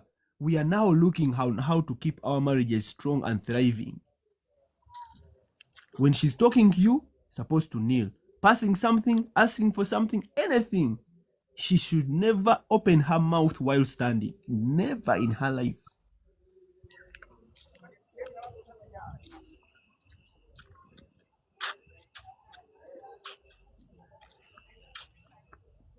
I think you men, you are hearing. Stop pretending. You people, and Kabona, majority of these women, they hide in their tribes. They open their mouth. This is how they manipulate men. They hide in their tribes. But for me, I never grew up. No. Okay, you learn. You learn. You think everything we know we grew up knowing? I even don't kneel down for my father. Those things. You go get married to your father.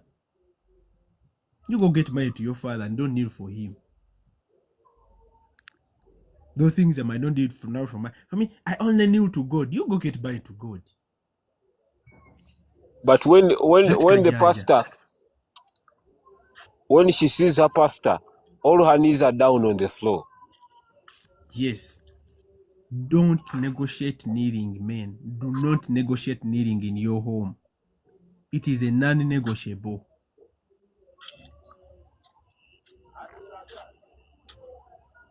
I'm telling you this, and Kabona, we are telling men these small things. But remember, marriage does not even does not break with a huge crack. It starts with very small cracks. Marriage doesn't have an abrupt ending. No, marriage doesn't have an abrupt ending. Marriage first always gets sick until it rots and it kills you. It begins with the small things. If you ignore them, you'll be the victim. Ate Salongo, you know, when we are talking about this kneeling part here, it sounds like something small. But Salongo, if you want to get to know that it is something big,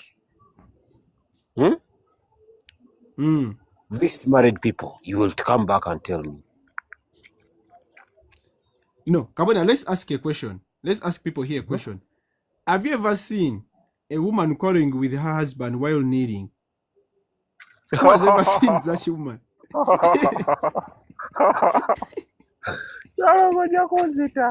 So if you have ever seen such a woman, please come here and tell us. Yes. Who has ever seen such a woman who was quarreling and arguing with her husband, but when she's on her knees, she's kneeling down, exchanging words with the husbands? Who has ever seen that? So all in all, We are kneeling. preventative measures, but some men are there opening their mouth. This is where we shall beat you. Kawana, we are past the age of talking to these people. I'm going to start beating them. We've talked and talked. And you know that this is how brilliant our great-grandfathers were. Because if you talk about that kneeling part where somebody is quarreling, you get to see that there is no space for quarreling. Never.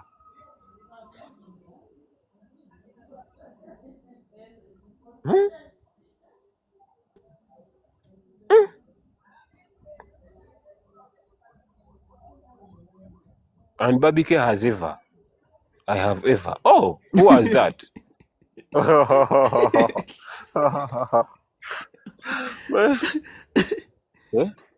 Ayinza okuba nga yamulaba mu ssabo, omanyi mu ssabo buli kimu kikola mufukamidde.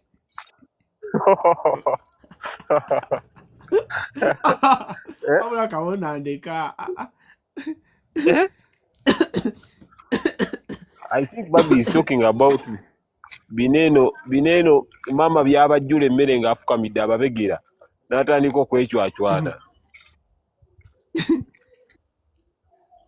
But all in all, let me tell you this. Me, even in the start, I used not to see the importance of kneeling. But when I gave it time and I did some research, I'm telling you this. On kneeling is a quesiva. I can never live without it. And Salongo, let me tell you this. This is not about whether we are home, whether we are in public, whether we are in America, whether we are where. That is it. You're not supposed to give me anything when you're standing. Even if you're in the bed. Do you know that some women, let me wake up men now. Now these are the things men should pay for. Now you are a stupid idiot there sitting scratching your balls and you're not even appreciating this content. Do you know that, Kabona, some women in public, they don't kneel, they just squat. Yeah. And you said that your woman kneels. She just squats. And you're here. For me, my woman kneels. She was squatting. There's a difference between squatting and kneeling.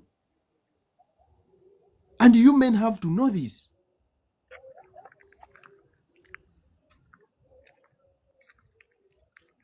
A woman, the knees have to be on the ground. In a form of kneeling, the knees have to be on the ground. These things of squatting and greeting people simply because she's wearing a nice dress, you are out. then in fact, when you're out with your woman and you're greeting people, unless you are in a clean place, but if you're in a normal Uganda, if your woman's knees don't get dirty, she's ill-mannered. If the knees of her dress, the place where the knees are on the dress are not dirty, she's ill-mannered. She's very ill-mannered.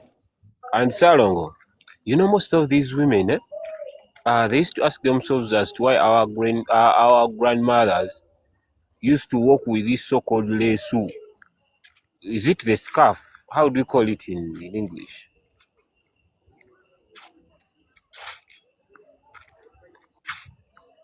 The good thing. Remember, baby, Abiogede, but you're not they use some knee like with one knee that like they are soldiers. That is also squatting. Come on, you guys. Yeah. Baby has called it a rapper. Okay. Most people used to ask themselves why our grandmother used to walk with that cloth. These women used to walk with it because for them they would kneel. Because she knew she will be walking and she will find somebody she's supposed to kneel for. Obviously. We usually call it lesu. Yeah, the so-called lesu network. And you will find this woman kneeling down. Ngabuza abantu. After nakwata lesu and she puts it back into her bag. You get it, or back onto her shoulder, wherever she puts it. But at the moment you look at it in Chikade, you don't know why. At the moment you are Chikade because you no longer kneel. The funny thing is that it is men telling these women not to kneel. That's the most annoying thing. Auntie Salong, what you don't know, I even told it to you last time. This feminism and Western culture, it is eating us up. Ngatomanyi. Gomanyinti, we are doing some stuff, gwengolozo kola birungi. Kumbe, you copied it somewhere, atenga chibi. Obo kitegeera. Now it is like, what example can I give you?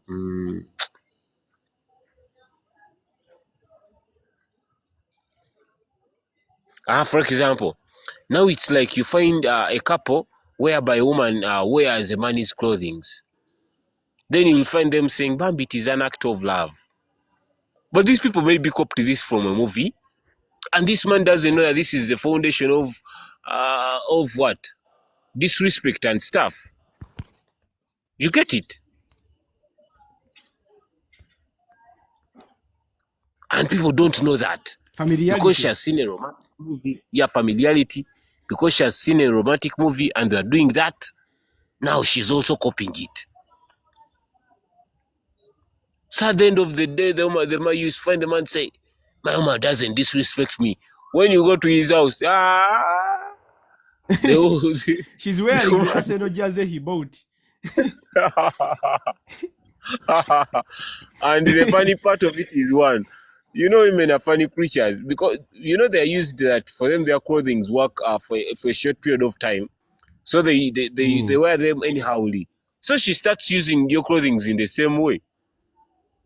You find her breastfeeding. She's in the kitchen. And when your shirt is smelling smoke, you be like, and so the smoke part of it would be okay because it can be washed.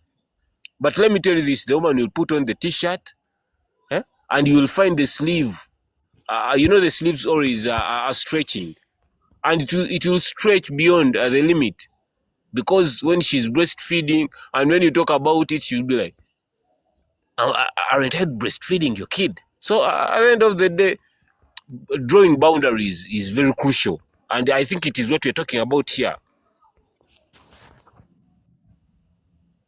The other thing I would like to talk about that is very important, it is tone policing. As men, you must never be tone policed in your marriage. In fact, by the way, I would like to announce that I designed a men's leadership course. You can come and buy it. In fact, I think it's one of the reasons we have used this English session, because the leadership course was done in English. It is a men leadership course. We have the one for Muslims. We have for Christians, we have also traditionalists. I have a well-designed leadership course. I can give you the course. It is PDF format. You can learn it on your own. You can help me walk. I can help you walk through it. You can choose. It is in English. The Luganda people, for you, you'll be left behind. We have nothing to do. You'll stick to these lives. But I designed the main leadership course from any religious domination you come from. So you can come, you can tell me. I'm selling it. It's not free. Yes, I sell it, but it is a negotiable amount because I need you inbox me and I sell it to you. I don't need to push it so hard because it is new, and within 2 years I think it will be very expensive. But for now, you can get it at a reasonable Yes, price. Salongo. I Yes. have liked today's live. Yes. Yeah, you know it. You know when you use English, it reduces on Kadama's Kamanyiro. I'm telling you. You know, they feel uncomfortable around such environment. Automatically, they will just run to Rama's platform whereby they are abusing each other in Uganda. I have told you, let's Yes, go I on. get. And that was the tactic. Yeah. Go on. Yes. So what I'm trying to say, I'm looking for my second earpod, but I'm not seeing it. Let me disconnect the wireless.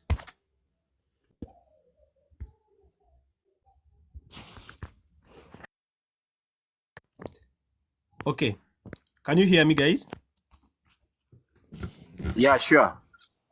Okay. What I was trying to say is that because majority of the things, it is a comprehensive course that teaches men how to be good leaders. Now the other thing men have to be vigilant about is being tone policed. This should be emphasized. A man, you are the only person who should raise his voice in your home. Raise your voice, and you raise it whenever you want. Women will have statements like, "Ne bw'oyogera mpola mpola mpulira, nze nkuze tebamboggolera." You tell her, "Daye wakitahawo gye batakuboggolera." Tell her to go. As a man, one of the most important tools in your marriage is your tone. You shouldn't always bark, but should always know when to raise your voice and to which tone.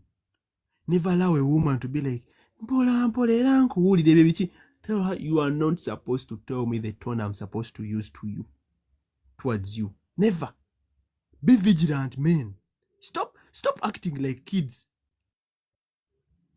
These things of saying a loud man is a bad man, a loud man, they bring a lot of manipulation tactics because let me tell you, a person who wants to control you, in this perspective, we're talking about women. A woman's familiarity is kamanyiro for those who don't know.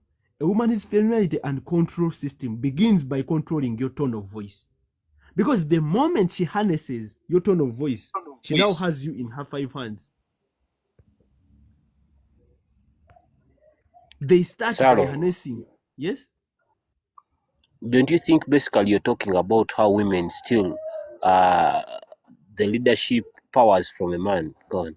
Yes, it is it's also part of that. It encompasses that. So as men in the home, you should reserve the right when and how.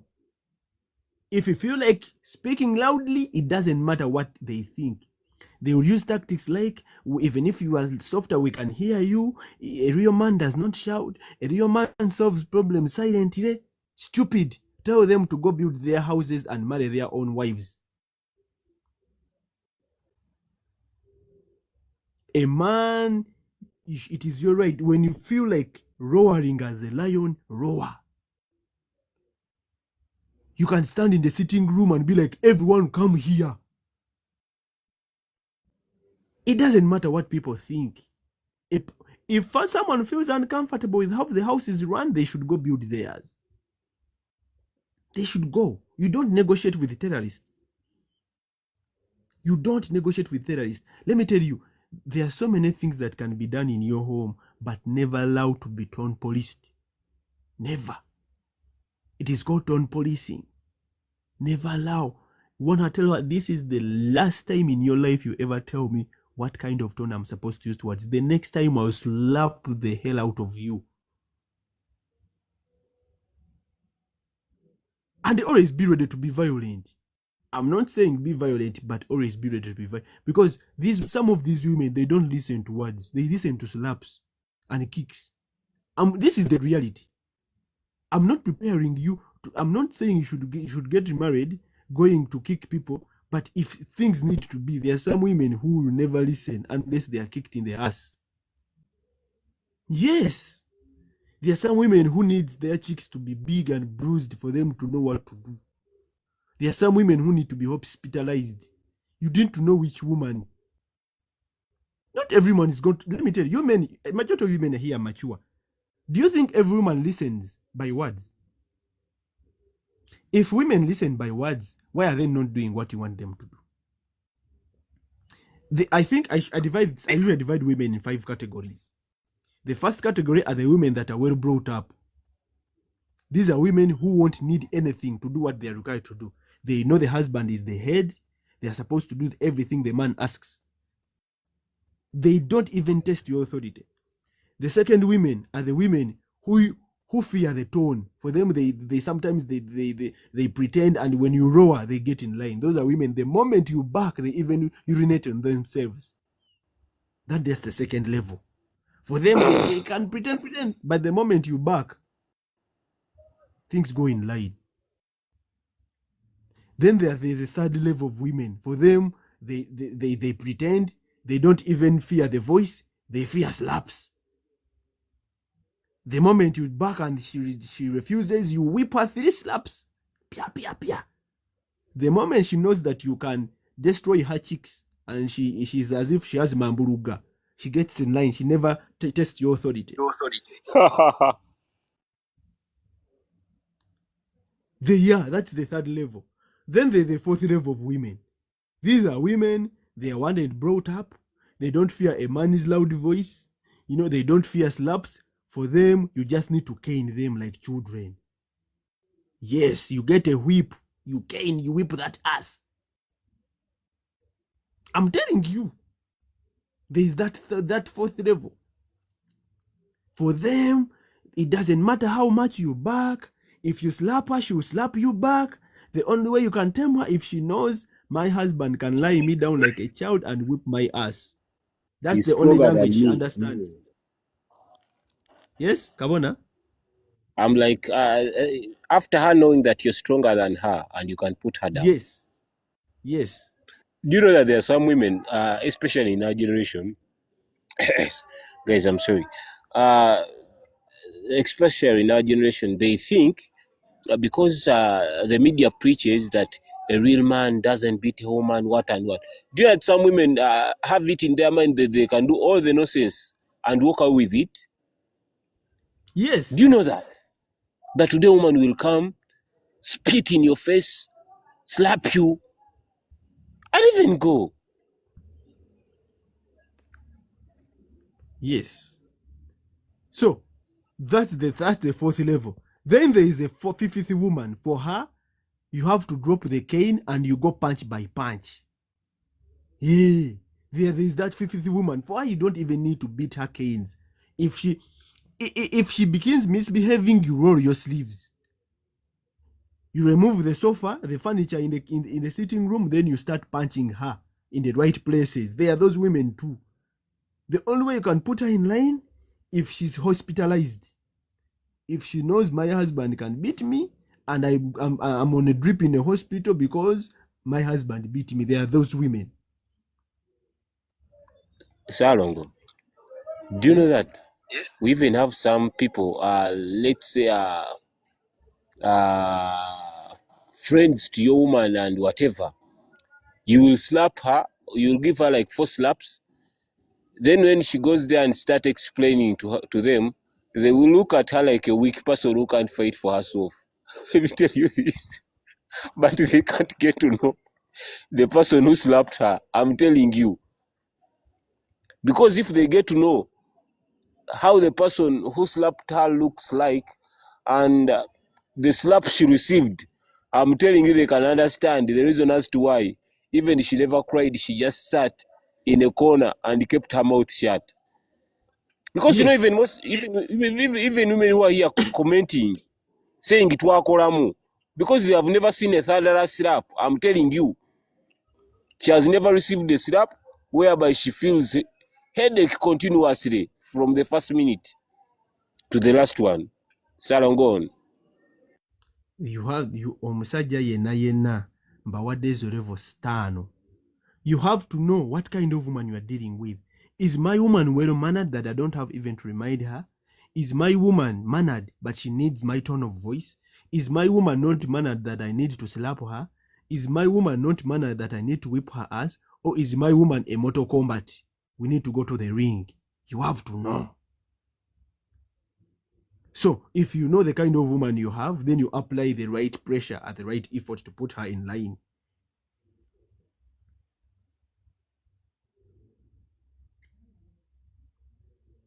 You get? So majority of you men, you have to know. You have to know what to do. But this goes back to what I was trying to say. As men, no one, even if it is your, let me tell you, let me be clear on this. You sit, listen very carefully, because this is very important. As a man, not even the president of Uganda, not even your father, not even your mother, no one should tell you the kind of voice you should use in your house. No one. No one, even no one, not even the president. No one. No one should tell you to lower your voice in your house. No, absolutely no one. I don't know whether you people understand the seriousness of a man's voice in the house. No, absolutely no one, even if it is your father. If your father tries in public, you fix him from there and you apologize in private. I'm telling you. I don't know whether these people understand the Kabona.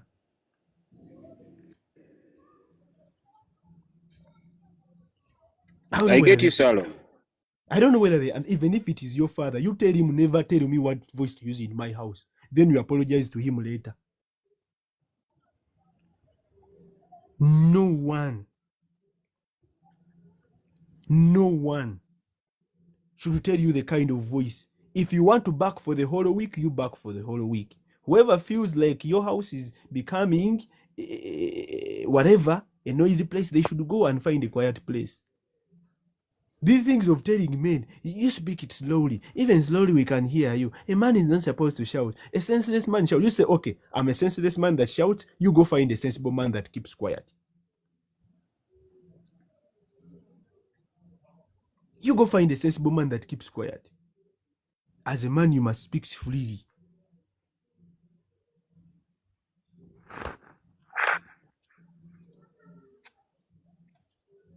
You must speak freely. Let me tell you, your tone is going to save you a lot of energy. Salongo. Yes? Back to the point of tone policing. Most of these men don't know that women are very cunning creatures. They are like monkeys or hyenas. When they are doing their stuff, they start slowly. You know, today, woman, for example, if you're staying together at home, for her starting a habit of sending you like to the shop or somewhere, she starts it slowly. You seated next to her, she's like, honey, give me that remote. And because of a good heart, you'll be like, oh, there you go. That will go on continuously, sending you for the remote. The other time she will tell you, I'm from the shops, I'm very tired, and I don't have the cooking oil, I don't know what I'm going to do. I'll be like, hand me the money, let me go bring it. Then you will go, bring it. The other time, she will wake you very early. Let me tell you this. The day you'll get annoyed and get to know at Kanokafu Kakamanyiro, or the so-called familiarity, the day she will wake you very early in the morning to send you to the shop. And you, I'm sure, you will want to cry. And that's why there are men like Kabona. I mean, when you ask for the remote, I just look at you. And I even look the other side and I get back to my phone. In fact, You Kabona, get it? Kabona, do you know that? Yeah? Kabona, do you know that some men don't know? This is fine. What should I tell you the things? But let me tell you, because I know a few people will understand and the people will benefit. Do you know that, Kabona?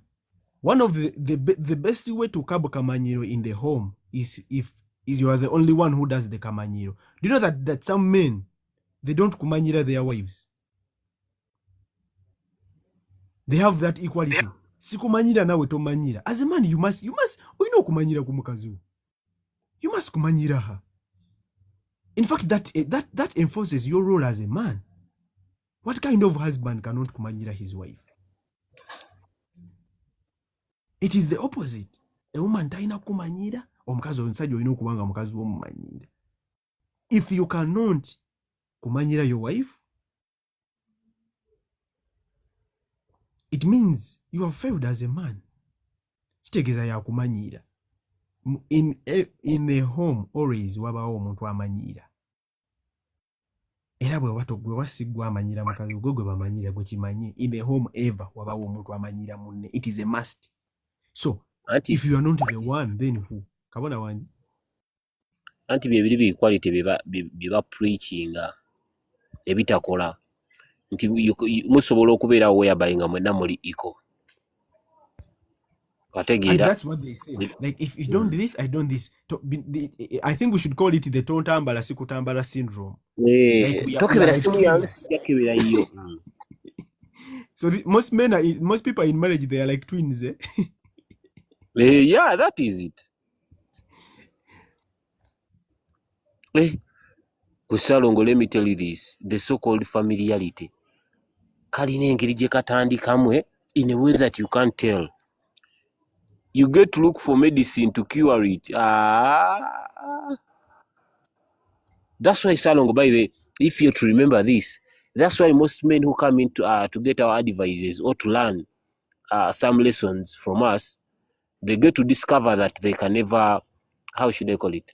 That they can never, how should I call it? They can never fix their marriages. Okay, we shall call it fixing. That they can never fix their marriages, apart from chasing their women. Because I think at the end of the day, the familiarity level has already raised. It is like answer has eaten up the whole marriage. You get it? Whereby this is a man who can't even tell the woman, I want to eat, and the woman stands up and goes to prepare something. This is a man who will say, I want to eat. And the woman will be like, Zena wonkoya, mbade nakawa abana emmere. Nina mukula kazanyo kange. And the man will look like an old. I don't know. Eyes wide open. Yeah, I don't know. There are some things that happen and I'm like, oh my God, what is this? No, there is no way I can tell you I want to eat food, then you look at me or you tell me anything. I just expect you to stand from there and you go do it. And by the way, Kabona, you have reminded me a certain degree of kamanyiro. There is that kamanyiro where a woman lags. There is what we call lagging familiarity. Lagging familiarity, even children, we used to do it. Let's say you are watching TV. Your mother tells you to go bring water, hard drinking water. But you first wait for a few seconds before you go. You start by waiting for 5 seconds. Trying to test her patience. React.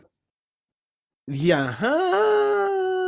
Because for you think... The moment, the moment you discover that she's a patient person, the following day she sends you, take 30 minutes or 1 hour. But when thank you very much. The person you know that is very impatient and dangerous, you use 1 minute to come back. Go on. Thank you, Kabona. You have really hit the nail on the head. So the majority of the time we have that lagging kamanyiro. Tell a woman to do something, she hesitates for 5 seconds. Next time 1 minute. Next time 30 minutes. Be like, I already told you. To be like, era maliri done because kati olaba si because okitegera. But it goes back to this. As a man, you must be very impatient in your marriage. Very impatient. These things they preach to you in the church. Now I'm going to start on the religious leaders. Stupid religious leaders. You know, when I'm in English, I go Beyanako. This crap religious leaders teach. Marriage is about patience. You have to be patient with your partner, as if they are eating a rotten frog. As a man, to have a functional marriage, you must be impatient. There is no need for you to be patient because patience breeds familiarity and familiarity breeds contempt. Patience breeds familiarity, yes. Patience breeds familiarity. And the example Kawona has given has been very explicit. You are in the sitting room watching TV. You tell your woman to bring you water. She waits for 5 seconds until Ina finishes talking. Or she waits for Bukede to go to Bulango. Then she brings you water. Next time she wait for the whole Kazanyo to end to bring you water. Next time she will forget, she will just leave. And the next time you tell her something, she will wait 3 days to do it. As a man, the moment you tell a woman and you measure the time that she has had, she's not moving, I want you to extend that slap. That we call it general happiness, a surprise slap. And also switch off the TV. You bring the water and you're going to watch me. You are not going now you're going to watch me drink the water instead. Not watching TV. Now your role is I'm the TV. Watch me drink the water. Or you tell her, now you watch me watch TV. You sit in front of the TV, face me as I watch the TV. Yes. She brings the water while you cry. You tell her kneel in front of the TV. TV. But do you know what amuses me is that when you're trying to say these things here, these people think that we are telling stories because they have never seen them. Do you know that some women here are like, kati nzenga nyinza nte fukamira maso mbukutunulire ngonyo aganyabo sigenda. That's what I told you so long about a thunderous slap. Some women have never received it. They don't know somebody can slap you and you go into auto mode whereby that person tells you, Suma, come here, sit there, go to the corner, bring this, and you do it at the fastest rate ever that you have never done anything without hesitation. But these people don't know this. And you go into auto mode whereby that person tells you, Suma, come here, sit there, go to the corner. You see, Kabona, the problem we are having today, and you know why those things now people are saying, this is the result of religious leaders. Religious leaders are the people that are preaching unnecessary patience. Religion always makes it seem like a Christian is being nice is a Christian virtue. Being nice has never been a Christian virtue. You can bring all the Bible verses you want. Being nice is not a Christian. I don't know about Islam, but in Christianity, being nice is not a Christian virtue. It has never been. You can also Google. You go ask Google, is being nice a Christian virtue? You see the answers they will give you. Being nice has never been a Christian virtue. Kabona, what I'm trying to say that being a good person in society does not make you a good Christian. Being good to people, to treating people, to being gentle, nothing does not necessarily make you a good Christian. No. So, but we have a problem of these people, since churches or religious places, temples, they are full of mentally ill people. So what the best these pastors and priests can do is preach patience. You have to be patient with your partner. You know, Lord Jesus Christ, nobody was born perfect. And you know, if you are patient, you can last you longer. The reason why marriage does no longer last today is because the partners are not patient. Bullshit. Men have been patient for the last 20 years and we have raised buffaloes instead of wives in our homes. For us, we grew up with impatient parents. That's why we are disciplined. Show me an impatient parent and I will show you a disciplined child. This crap of religious leaders coming here. For me, I have a problem with religious leaders teaching us to be nice and patient. I have never seen a functional home where the leader is patient. I have never seen morally upright children with a patient mother. I have never. This crap of being patient, but someone might be sick, but you may not know how they feel.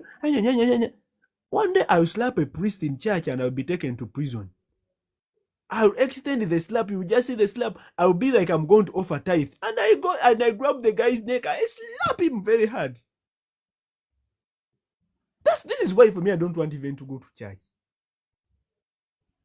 Because sometimes instead of going to church, it becomes like a hot seat for me. I want to stand up and enter someone's neck. And the same goes to these religious, the same with Muslim. I usually see the Muslim leaders here or on TikTok saying, Omuntu wa Allah, amaanyi tegalya, era mu Busiraamu, kabulengana. You are the reasons why we have very indisciplined wives. Simanyi swala those things. Nabbi wataala simanyi yayita kozesa biki obugumiikiriza kikulu nnyo mu ddiini kabulengana. You people, what results do we have with patience? What do we have? Show us. Kabona, I'm going even to drive this harder. This is the reason why religious leaders that are allowed to marry, they have the worst wives. Show me, let me tell you, people, tell me if I'm wrong. Do religious leaders have disciplined wives? Be honest with me. If I'm lying, I'm going to reiterate my statement. From you people's experience, do religious leaders have disciplined wives? If I'm wrong, I'm going to reiterate my statement.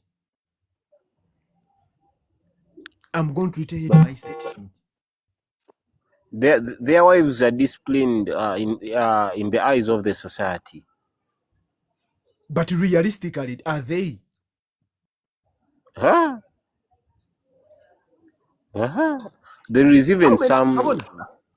Kabona, have you ever taken time and visit a religious leader's home? Have you? Because for me, I've ever. Not once, not twice, not thrice. And Muslims, Christians have done. Have you ever tried and visit their homes? And Salong, what you're talking about is right, 100% right.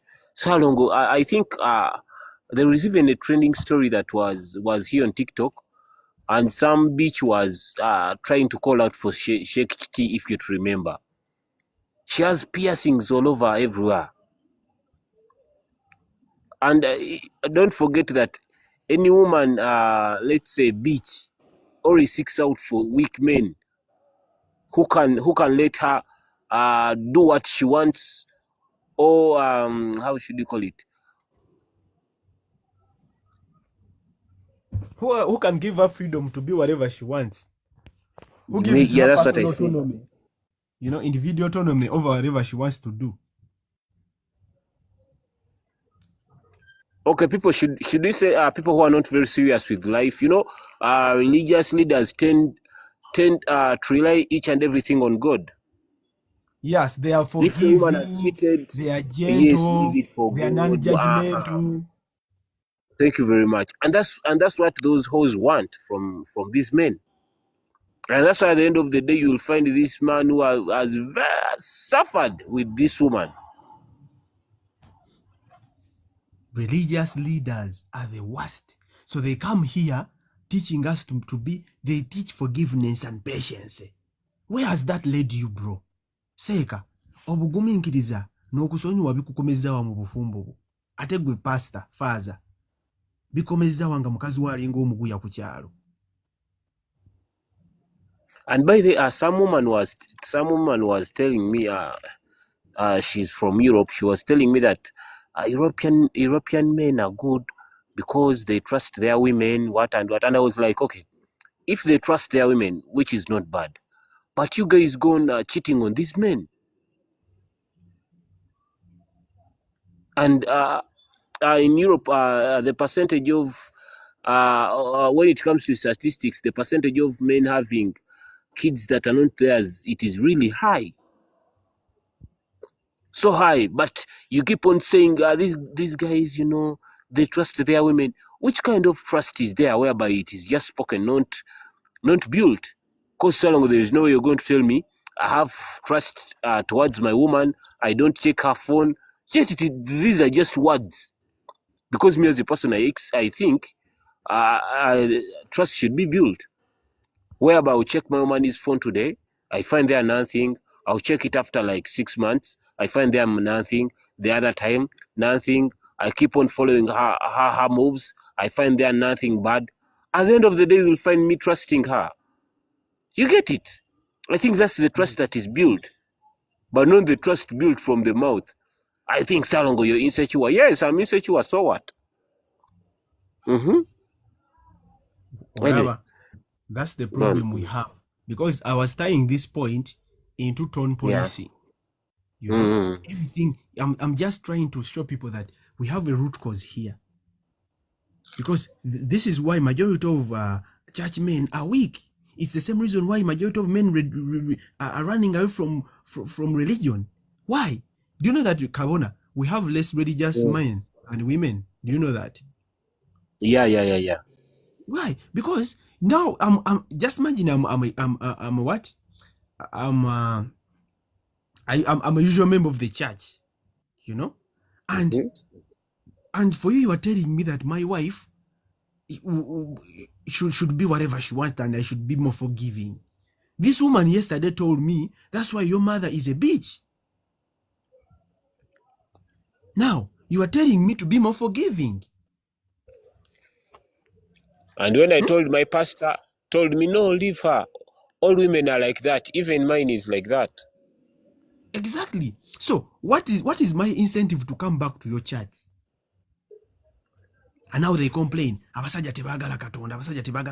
Your gospel is stupid. It is teaching us to familiarity. It is breeding ill manners. Do you know that these same people are there? They start making things. They start telling women that they should be good mannered. Now you helped me fail my wife so that you can fix me for her. You can fix her for me. What now, Kabona? If I grab this guy's neck, am I wrong? This guy convinced me that I should let my woman be. Now he's the one advising my woman to be a good person. Now, what if I grab this pastor and I beat him to death? Am I wrong? What do you want to be? You want to start fixing my home in your church?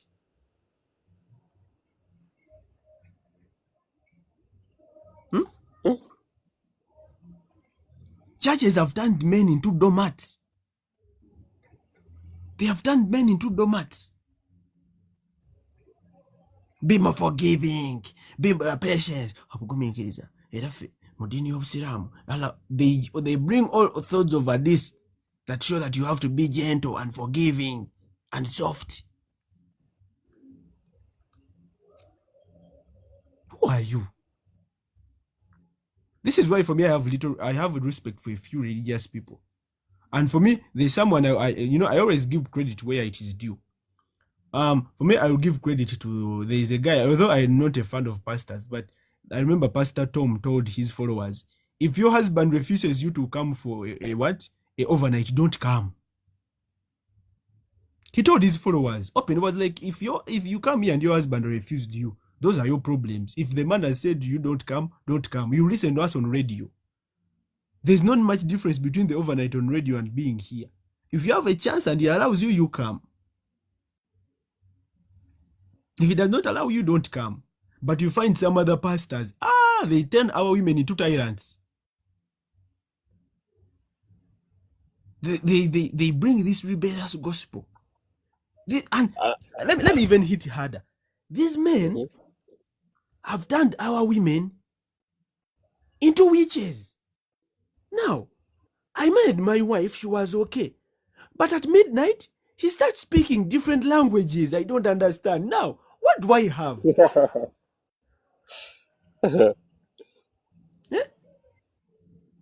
My woman starts speaking languages. Now, I'm not sure whether she's abusing me. I'm not sure whether she's praying for me. I'm not sure whether she's abusing my mother. Now, you as a pastor, what do you want from me?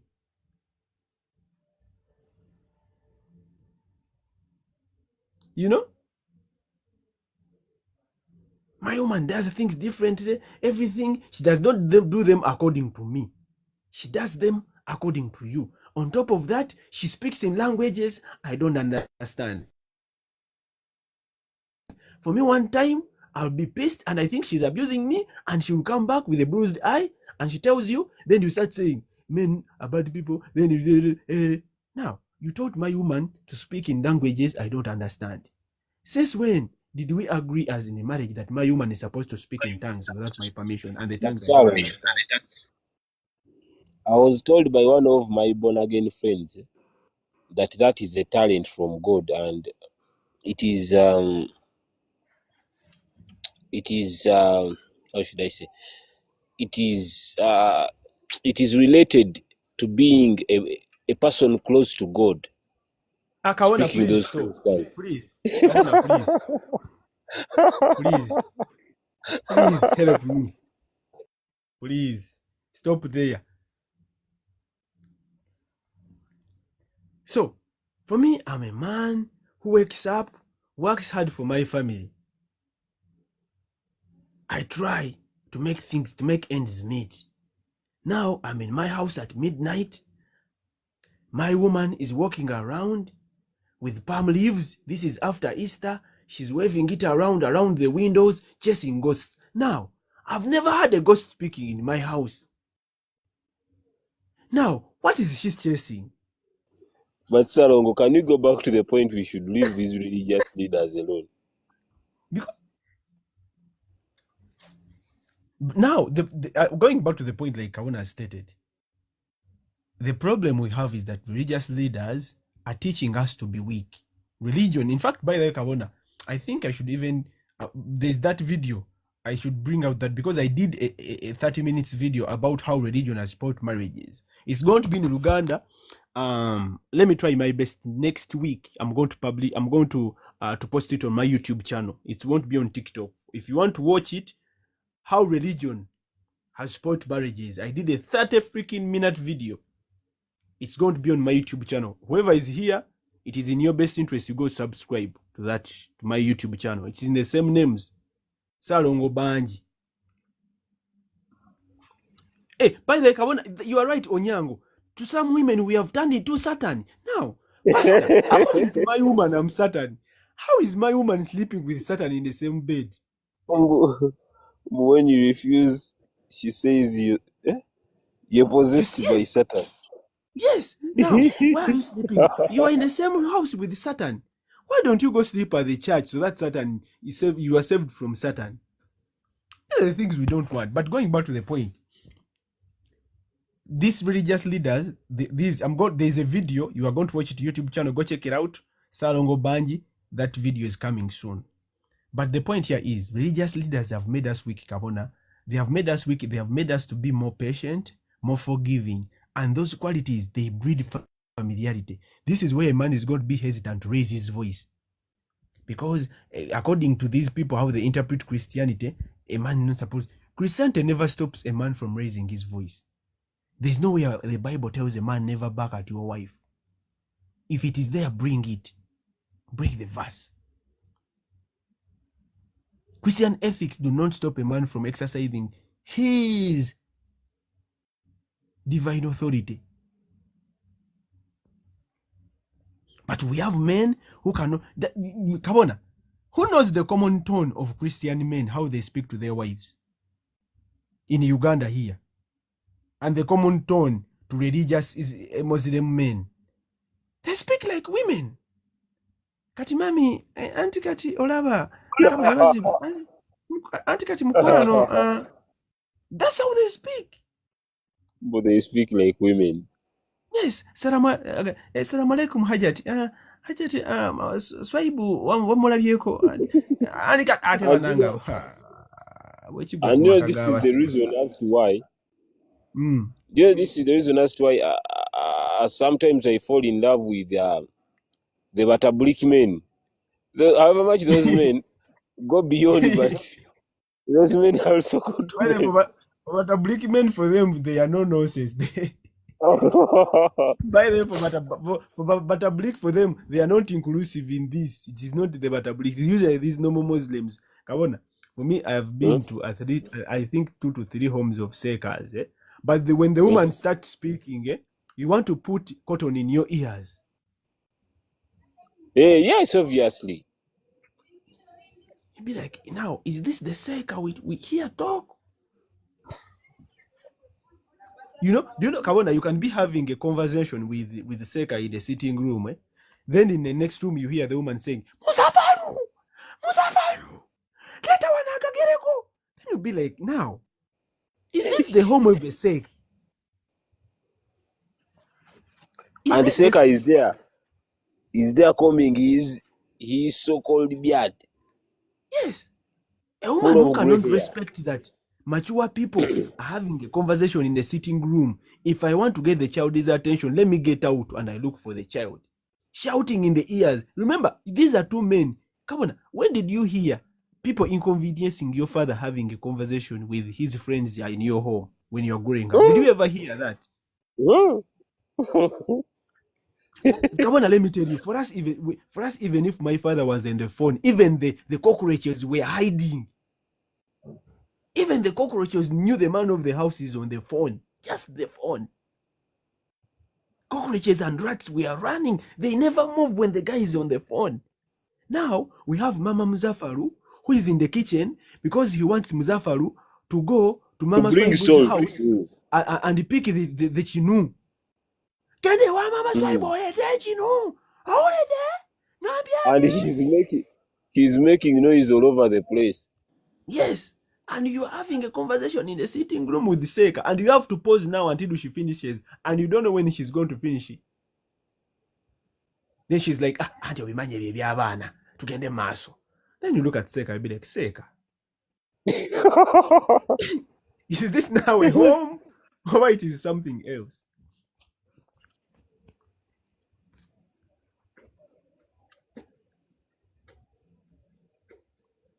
So, what I'm trying to say is that as men, you have to be careful with what you consume.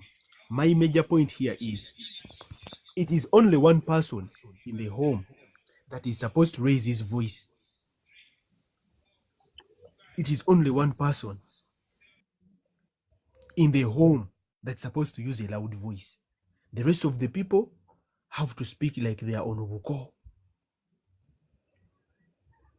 Abasigadde balina kwogera nga bali ku buko. You choose when and how to raise your voice. Don't joke around with your tone. Everyone should speak to you like you are sick. Everyone should speak to you like you are sick. They should, in fact, let me tell you, men, to picture this.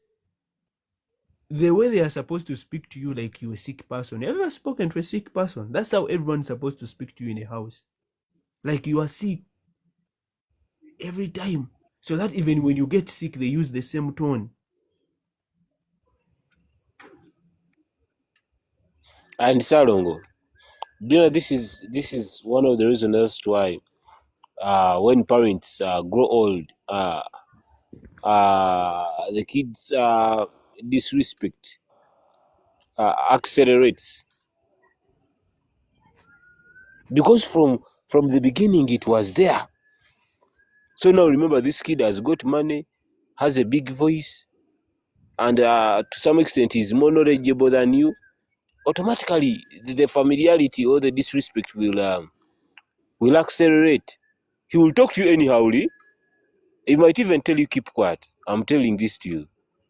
Yes, by But the way. from day one, if you draw that line, now Salongo, look at these old men who drew the line. Even up to now, when you're going to talk to him, that is how you set yourself. Yes. Even Even if you are the when one he's feeding him, even if you are paying his hospital bills, you don't speak to him anyhow. obviously, because now look at the way you react when he has called you, even if you're in a noisy place. You want to go aside, but some of these Yes. parents have to inform their kids that, please, I've called you. Can you get a silent place and we talk? And we talk. Oh, you get it. So that doesn't work. And parents don't know how to draw lines, but you regret this when you're old. And lines to children start with lines to your wife. They start with lines to your wife. Mm-hmm.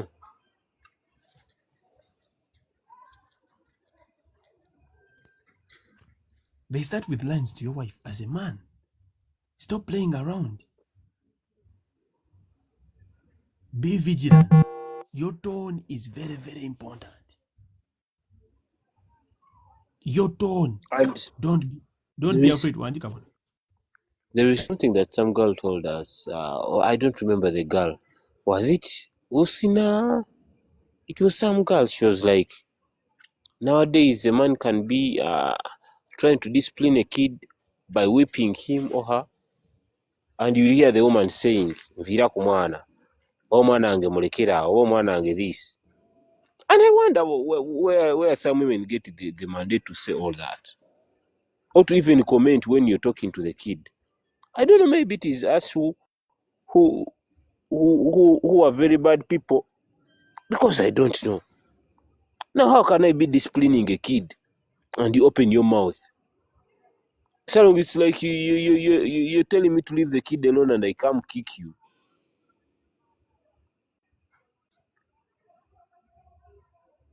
I'm telling this to you because today, if I'm trying to discipline my kid and my woman opens her mouth, I'll slap her. That is it. Because you're supposed to know your line.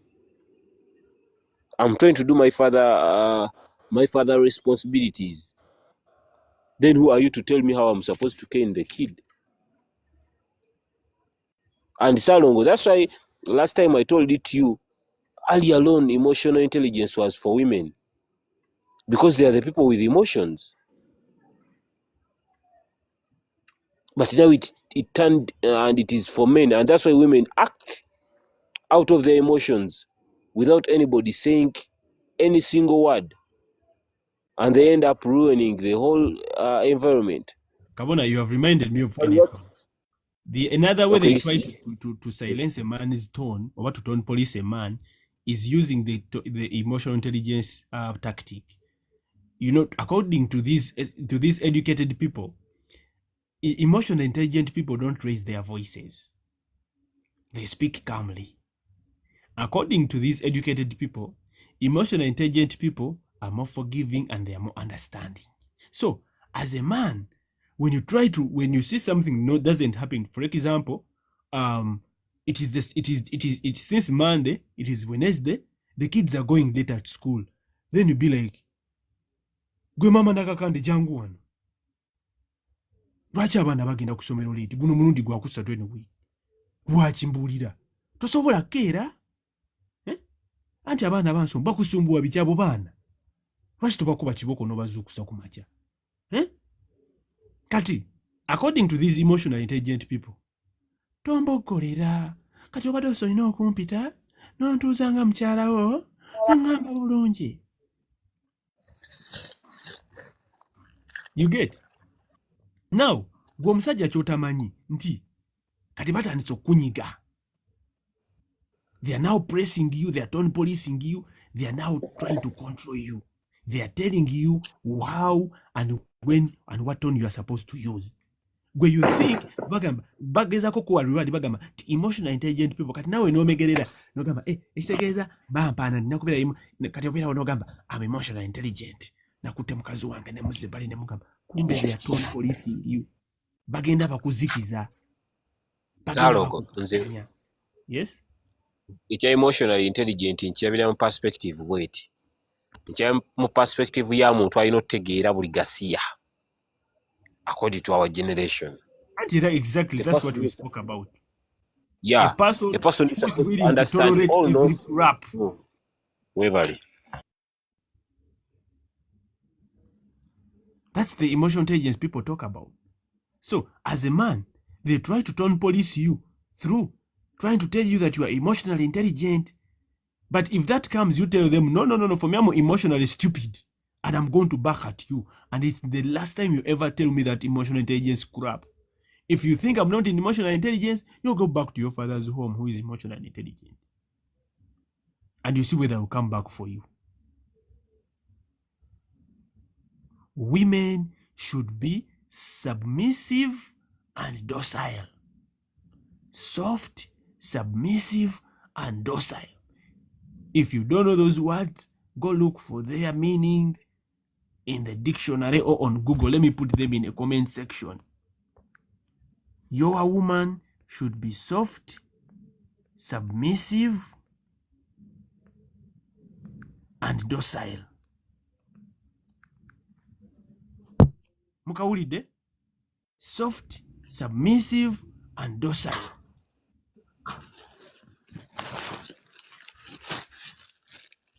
Tewaliwo hakuna Salongo. mchezo. Wanji?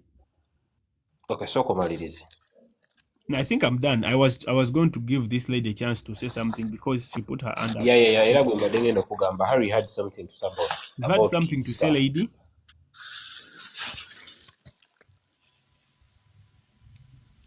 Nabadde ngenda kwogera ku ki?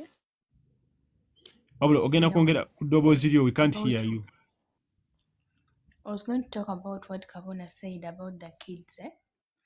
You can be beating your child on very stop beating my child like that, bishi.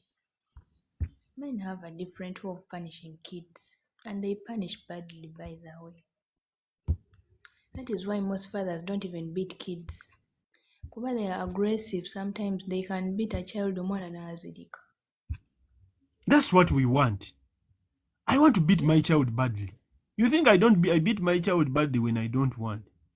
Don't you think I differentiate between a slap and a blow? If I have hands that can slap and I chose legs that can kick, I'm not stupid. It is exactly what Kabona was talking about. You are doing the same things. It's like you are saying I'm not sensible enough to know the degree of power I'm going to exert on my child. Now, I'm going to start with you and I make sure you are totally bruised. Then I go back. You get to know your line. Yes. Nindako. So you leave the child alone. You first cane me, not the woman. To cane you, what do you mean by Why should I caning? cane you? Who has that time to cane you? Just because I've told you to talk about mwana wange what? Even joke Eh? so much. Go back It to is mute. not nice. Kale, abasajja, the way they beat kids, it We is don't different care. We from don't how care. We don't care about what you think. We don't, honestly. Just go back to mute. So Kabona, Salongo, so Why? this woman thinks, Mm. so this woman thinks that men are too stupid. They don't know the power they have in their I arms. didn't say that. Yes, it's like I didn't say that. she thinks we don't understand the underlying danger of violence. She thinks we don't know.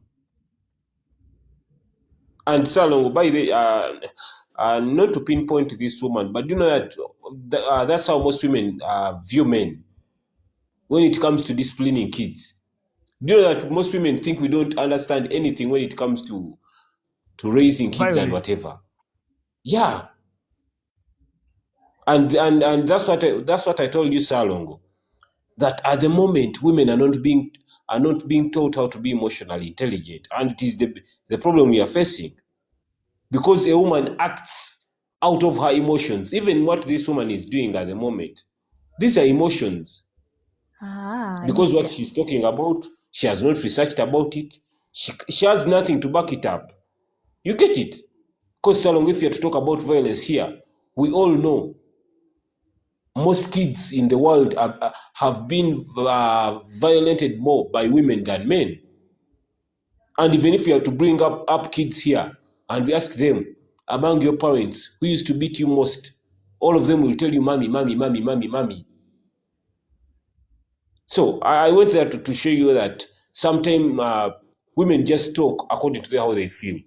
Because Salongo, we all know, a woman feels comfortable because she's the only person disciplining the kid, because they have it in them nti be bamanye ekirungi eri omuki omwana bokka boy bakirowooza. If you're having a woman nga you can't tell her keep your mouth shut and she does it, then I think it is a wrong thing.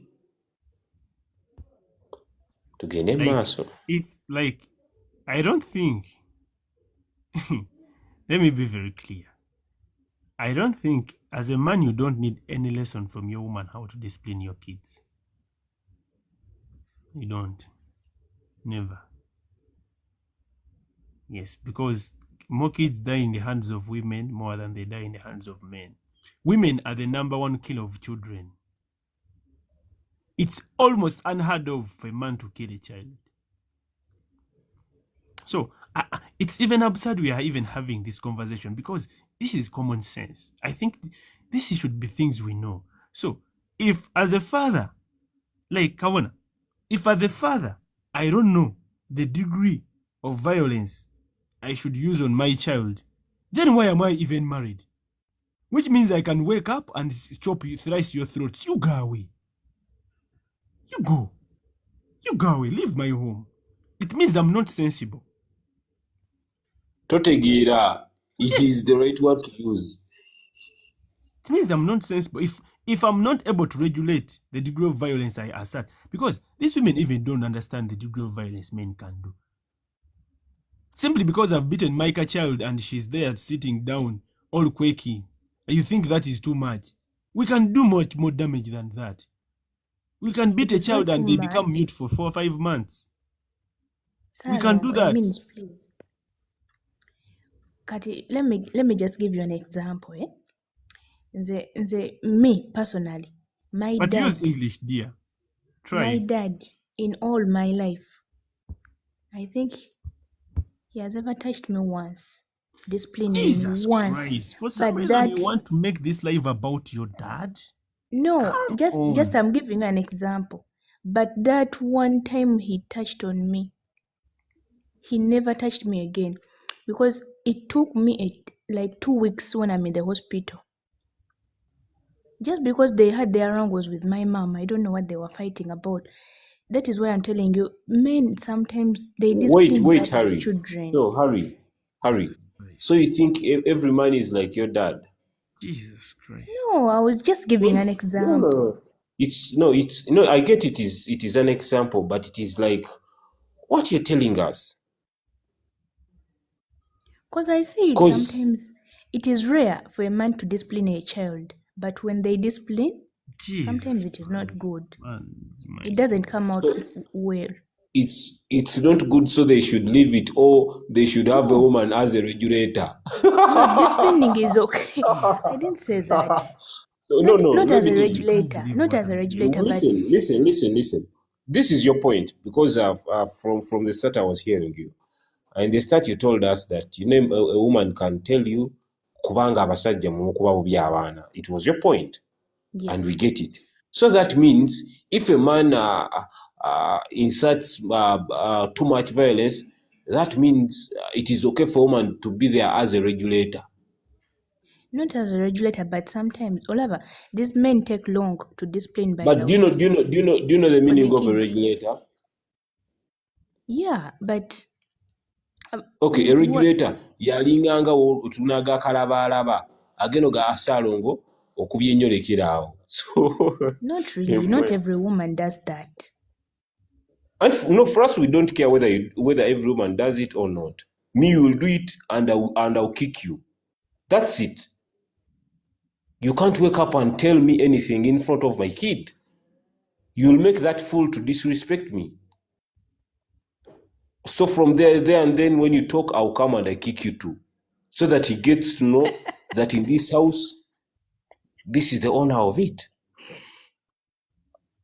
And that's it. Ono yasalawo.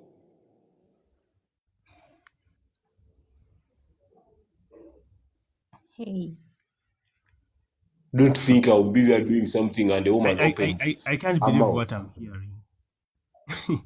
And this by is the the cancer salon. eating us up. It is the cancer eating us up. I can't believe the audacity. But Salongo, earlier on, you didn't know where I got this point from.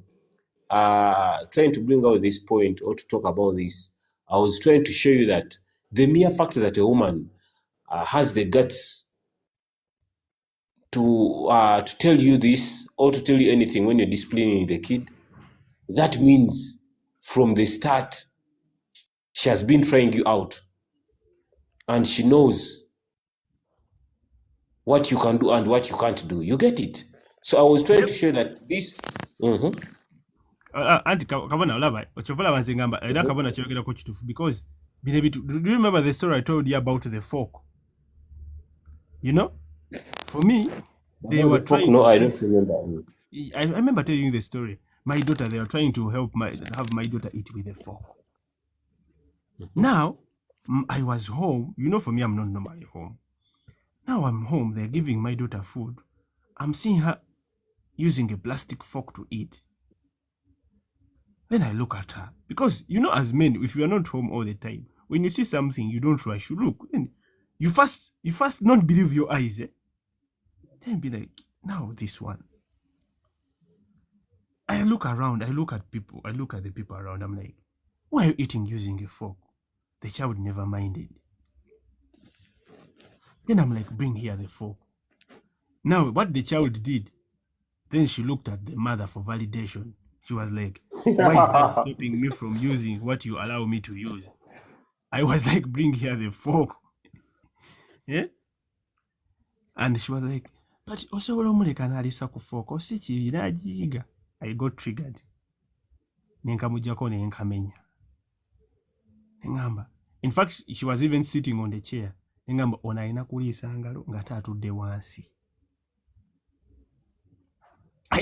ngalo ngati atudde wansi temudamu muwa fooko. Ono omwana muto kye kimulisisa fooko. Ani abagamba nti abaana abato balisa fooko? Toyagala benga mwana wa muzungu. Tachimanyi Salongo. So, Harry, wait. This is what usually happens. Kabona kyogambyeko nti bino ebintu bikola. That was a fork. Now, the next time, nja kuba mukuba. Kabona okategedde. Anti biveye mabega. Ukitegera. That's where they start from. Seriously, nze kabona nenzije ewuwe. Ng'omwana wo tanaweza myaka 8 ng'alisa fooko. Nze toddamu kundaba wuwo. Obongo bye. Tolina bwonkakasa nti omwana omuto alisa fooko. Alisa yaki? Why should a child below 8 years use a fork to eat? Why? And Why? Salongo, they'll ask Someone give me a logical reason. no, they also ask you, why don't you let her use it? What happens? Now that's where I start kicking people.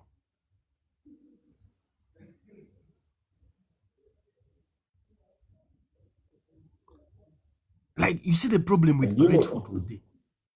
And it's the weakness of the fathers. Auntie Salongo, these people don't know. This is one of the results of. No, this is one of the reasons that's why kids in this generation think we parents and them we are the same or we are equal. Do you know that? Because the kids on the same plate like you do. Wanji? Kanyonyola abasirusiru abali ku live eno kuba muli bisiru muwunya n'obusiru. Omwana omuto bw'aba akula.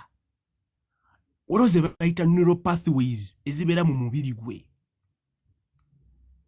Ekisooka, neural pathways zikula ng'omwana omubiri gwe guli active buli kyakola including eating. Kyovula mutukuliza biba muwe mu basingo mother mutukuliza ebyana biba muwe. The more a child, omwana jako mukozesa ebintu by'engalo, especially activities zakola, including eating, it straightens and clears the neural pathways mu mikono gye ne coordination mu bwongo. Foko kyetakola.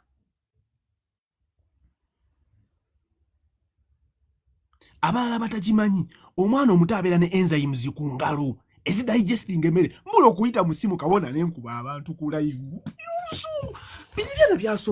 Why did your parents never educate you? Why did you waste your school fees? Do you know that children have enzymes on their fingertips? Do you know? Where did you go to school? You don't know. Imagine I'm a father and you're a woman, you don't know. I'm even disappointed. Oli mwana mukazi nenzo omusajja mbimanyi. Abaana babeera ne enzymes digesting emmere ku ngalo. Children, you make research about it. Ekyokubiri, omwana gyako mukolo okulya emmere n'engalo ze amanyira temperature ey'emmere ne kibuildinga ne neural pathways. But you are here kati buli omu abadde alaba ndi musiru nnyo kati bireeyo birebedde zimanyi zimanyi. These are all scientific reasons why children should never eat with forks. This is not me making things up. Boluvao gana gasajja galina effuga bbi kati waliwo abaddeyo nga lowooza gusalo ngo gukikola lwa ffuga bbi tegulina amagezi tegutegera banange. We always have reasons why we do things. Nekati kabona, I'm sorry to say this, naye Museveni akyatufuga. Sikulimba akyatufuga. Tetulina gye tulagane, tetusobola kujja ku government eriko with this level of stupidness. We cannot. I swear we cannot. Tetusobola nga kabona, this should be basic information in people's ears. Akasingo seso okamanyi. Waliwo omwana abadde ku wifi for over 4 years nga yabwereere etera kyagikozesezza okujjako olaba live y'akabaata ne Rama ate era agenda kudda e Uganda ng'alinga bwe yagenda n'okulaba obukoleya. But how do you expect ye okerecha ku makya n'amanya information bwetyo? Sometimes I wonder how you people think. Neewuunya. Mbomwana bamuleka aliise fooko.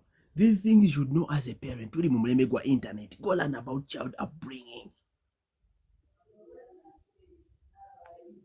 Omwana talina kuliisa fooko. Omwana alina okuliisa engalo at least paka myaka 8. Kiyamba mwana nankula ye. Kyovula bakabona guno omulembe tukyalina bimawube. Agalinzi gali kuno gali okugalebera.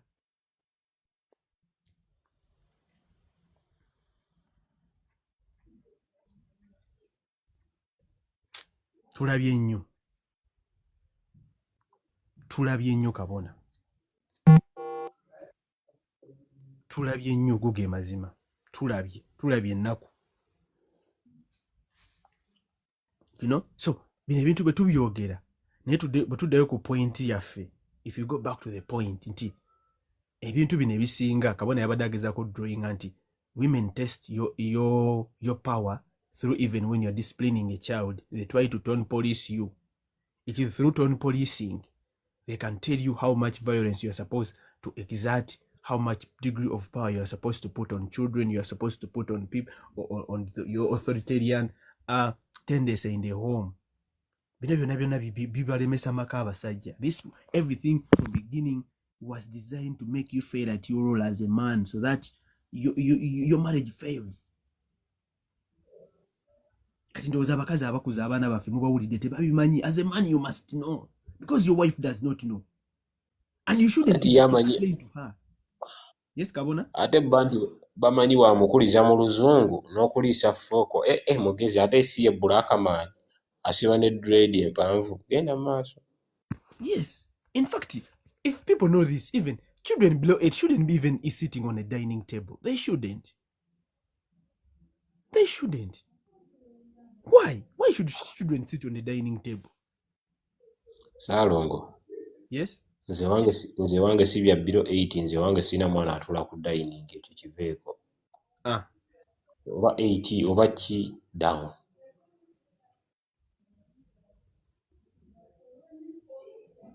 Omanyi Saalongo, nze nana ebintu bye nnalaba ffe kye tutamanyi. Saalongo, mu ebintu bazadde baffe baakolanga ne bitu influencinga ofuna family ezaffe oba n'okukola ennyo. Kitegeera. Saalongo, olunaku lwaleero abaana abalenzi abasinga tebeegomba kuyingira bufumbo olw'ensonga tebalabye ku privileges z'abasajja oba mu za muntu kubeera ssemaka. Kye kimu n'abaana abawala tebeegomba kuyingira bufumbo olw'ensonga talabye ku privileges za kubeera mukyala wa waka.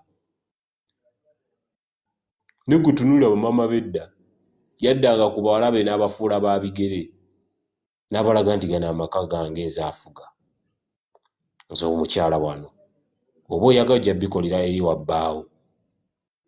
And women were triggered to love it, to prepare for marriage. Oli akira enkya ku makya afuna amaka ge gagenda osaliranga nti we shall eat this, we shall prepare like this and this way. And it is the same to men. Men have not seen any privilege that their fathers have been getting. So they even don't know the reason as to why they should marry. So at the end of the day, it goes back to that. Salongo kyobadde ogezaako okwogerako. So probably, I think we can go on Gena Masalong.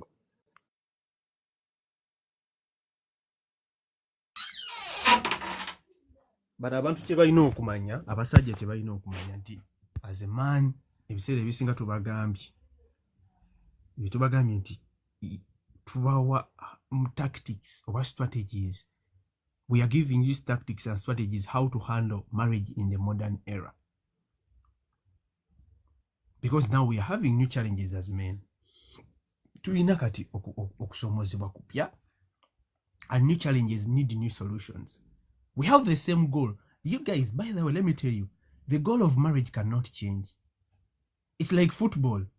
Football, whether you play tiki-taka, whether you play gegenpressing, counter-attack, whether you play catanaccio, you know, the goal of the game is to win. It does not matter how you play.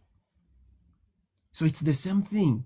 So the goal of marriage is the same, just that in this modern era, we need modern strategies to achieve the same goal.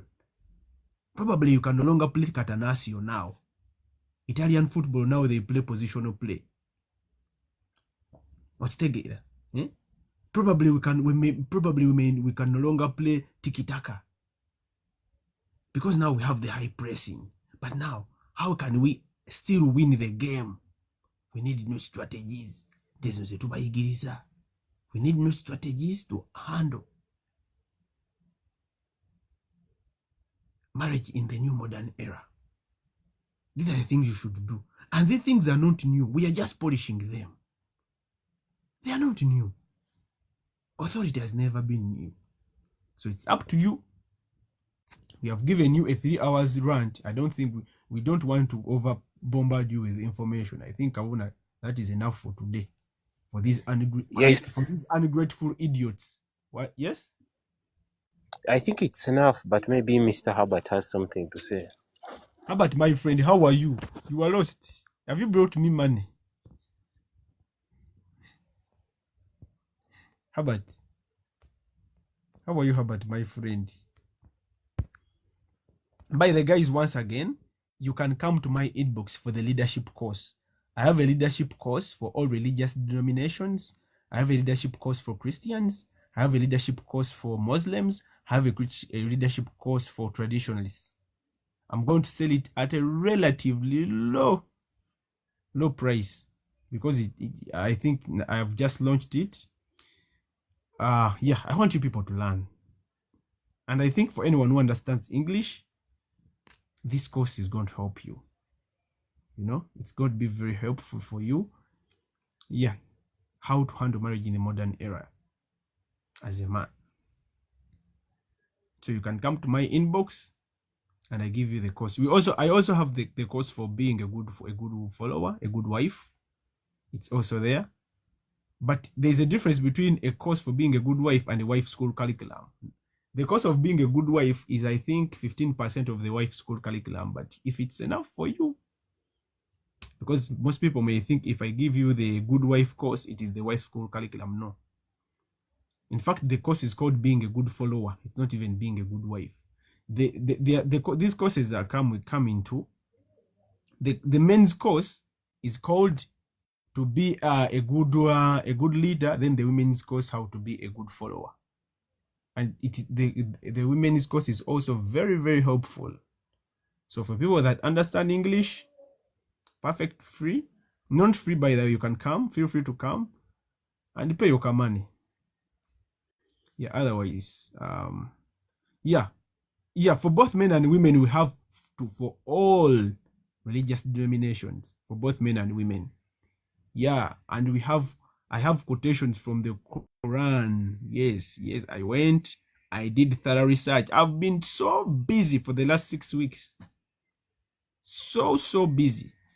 Hey, I've been in your I've been the holy books scratching for knowledge. So it's, I think that is it. Kabona, I think Mr. Herbert is busy. Buno bude Herbert atera kubanga akola. Herbert, how are you? Mm. Is I'm okay. How are you, Steve? I'm all right.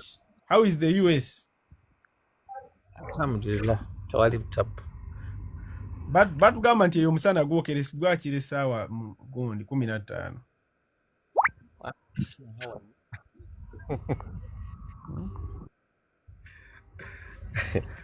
Kabona taliiko. Unmuting. Anti fe tubeerera omutunyumiza bunyumiza.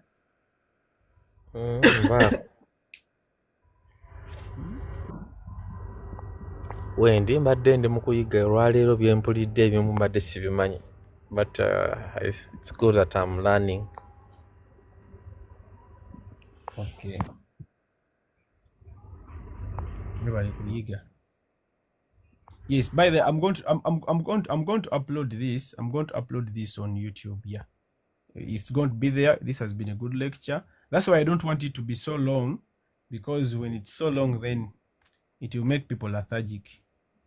Yeah, I want it, at least people should, like, people actually, and these listening lectures are very good, because with these ones, you can be even at work, you put on your AirPods, you work, you are listening. These things, by the way, are very convenient. You don't need to be actively in the conversation. They are not like YouTube videos whereby you have to watch the people, you know. It's like, it's more of a podcast format, you know. You just put in your earpods, you work for your 3 hours and you are learning. So I think that is it. By the Kabona? that's what I was telling my fellow African brothers.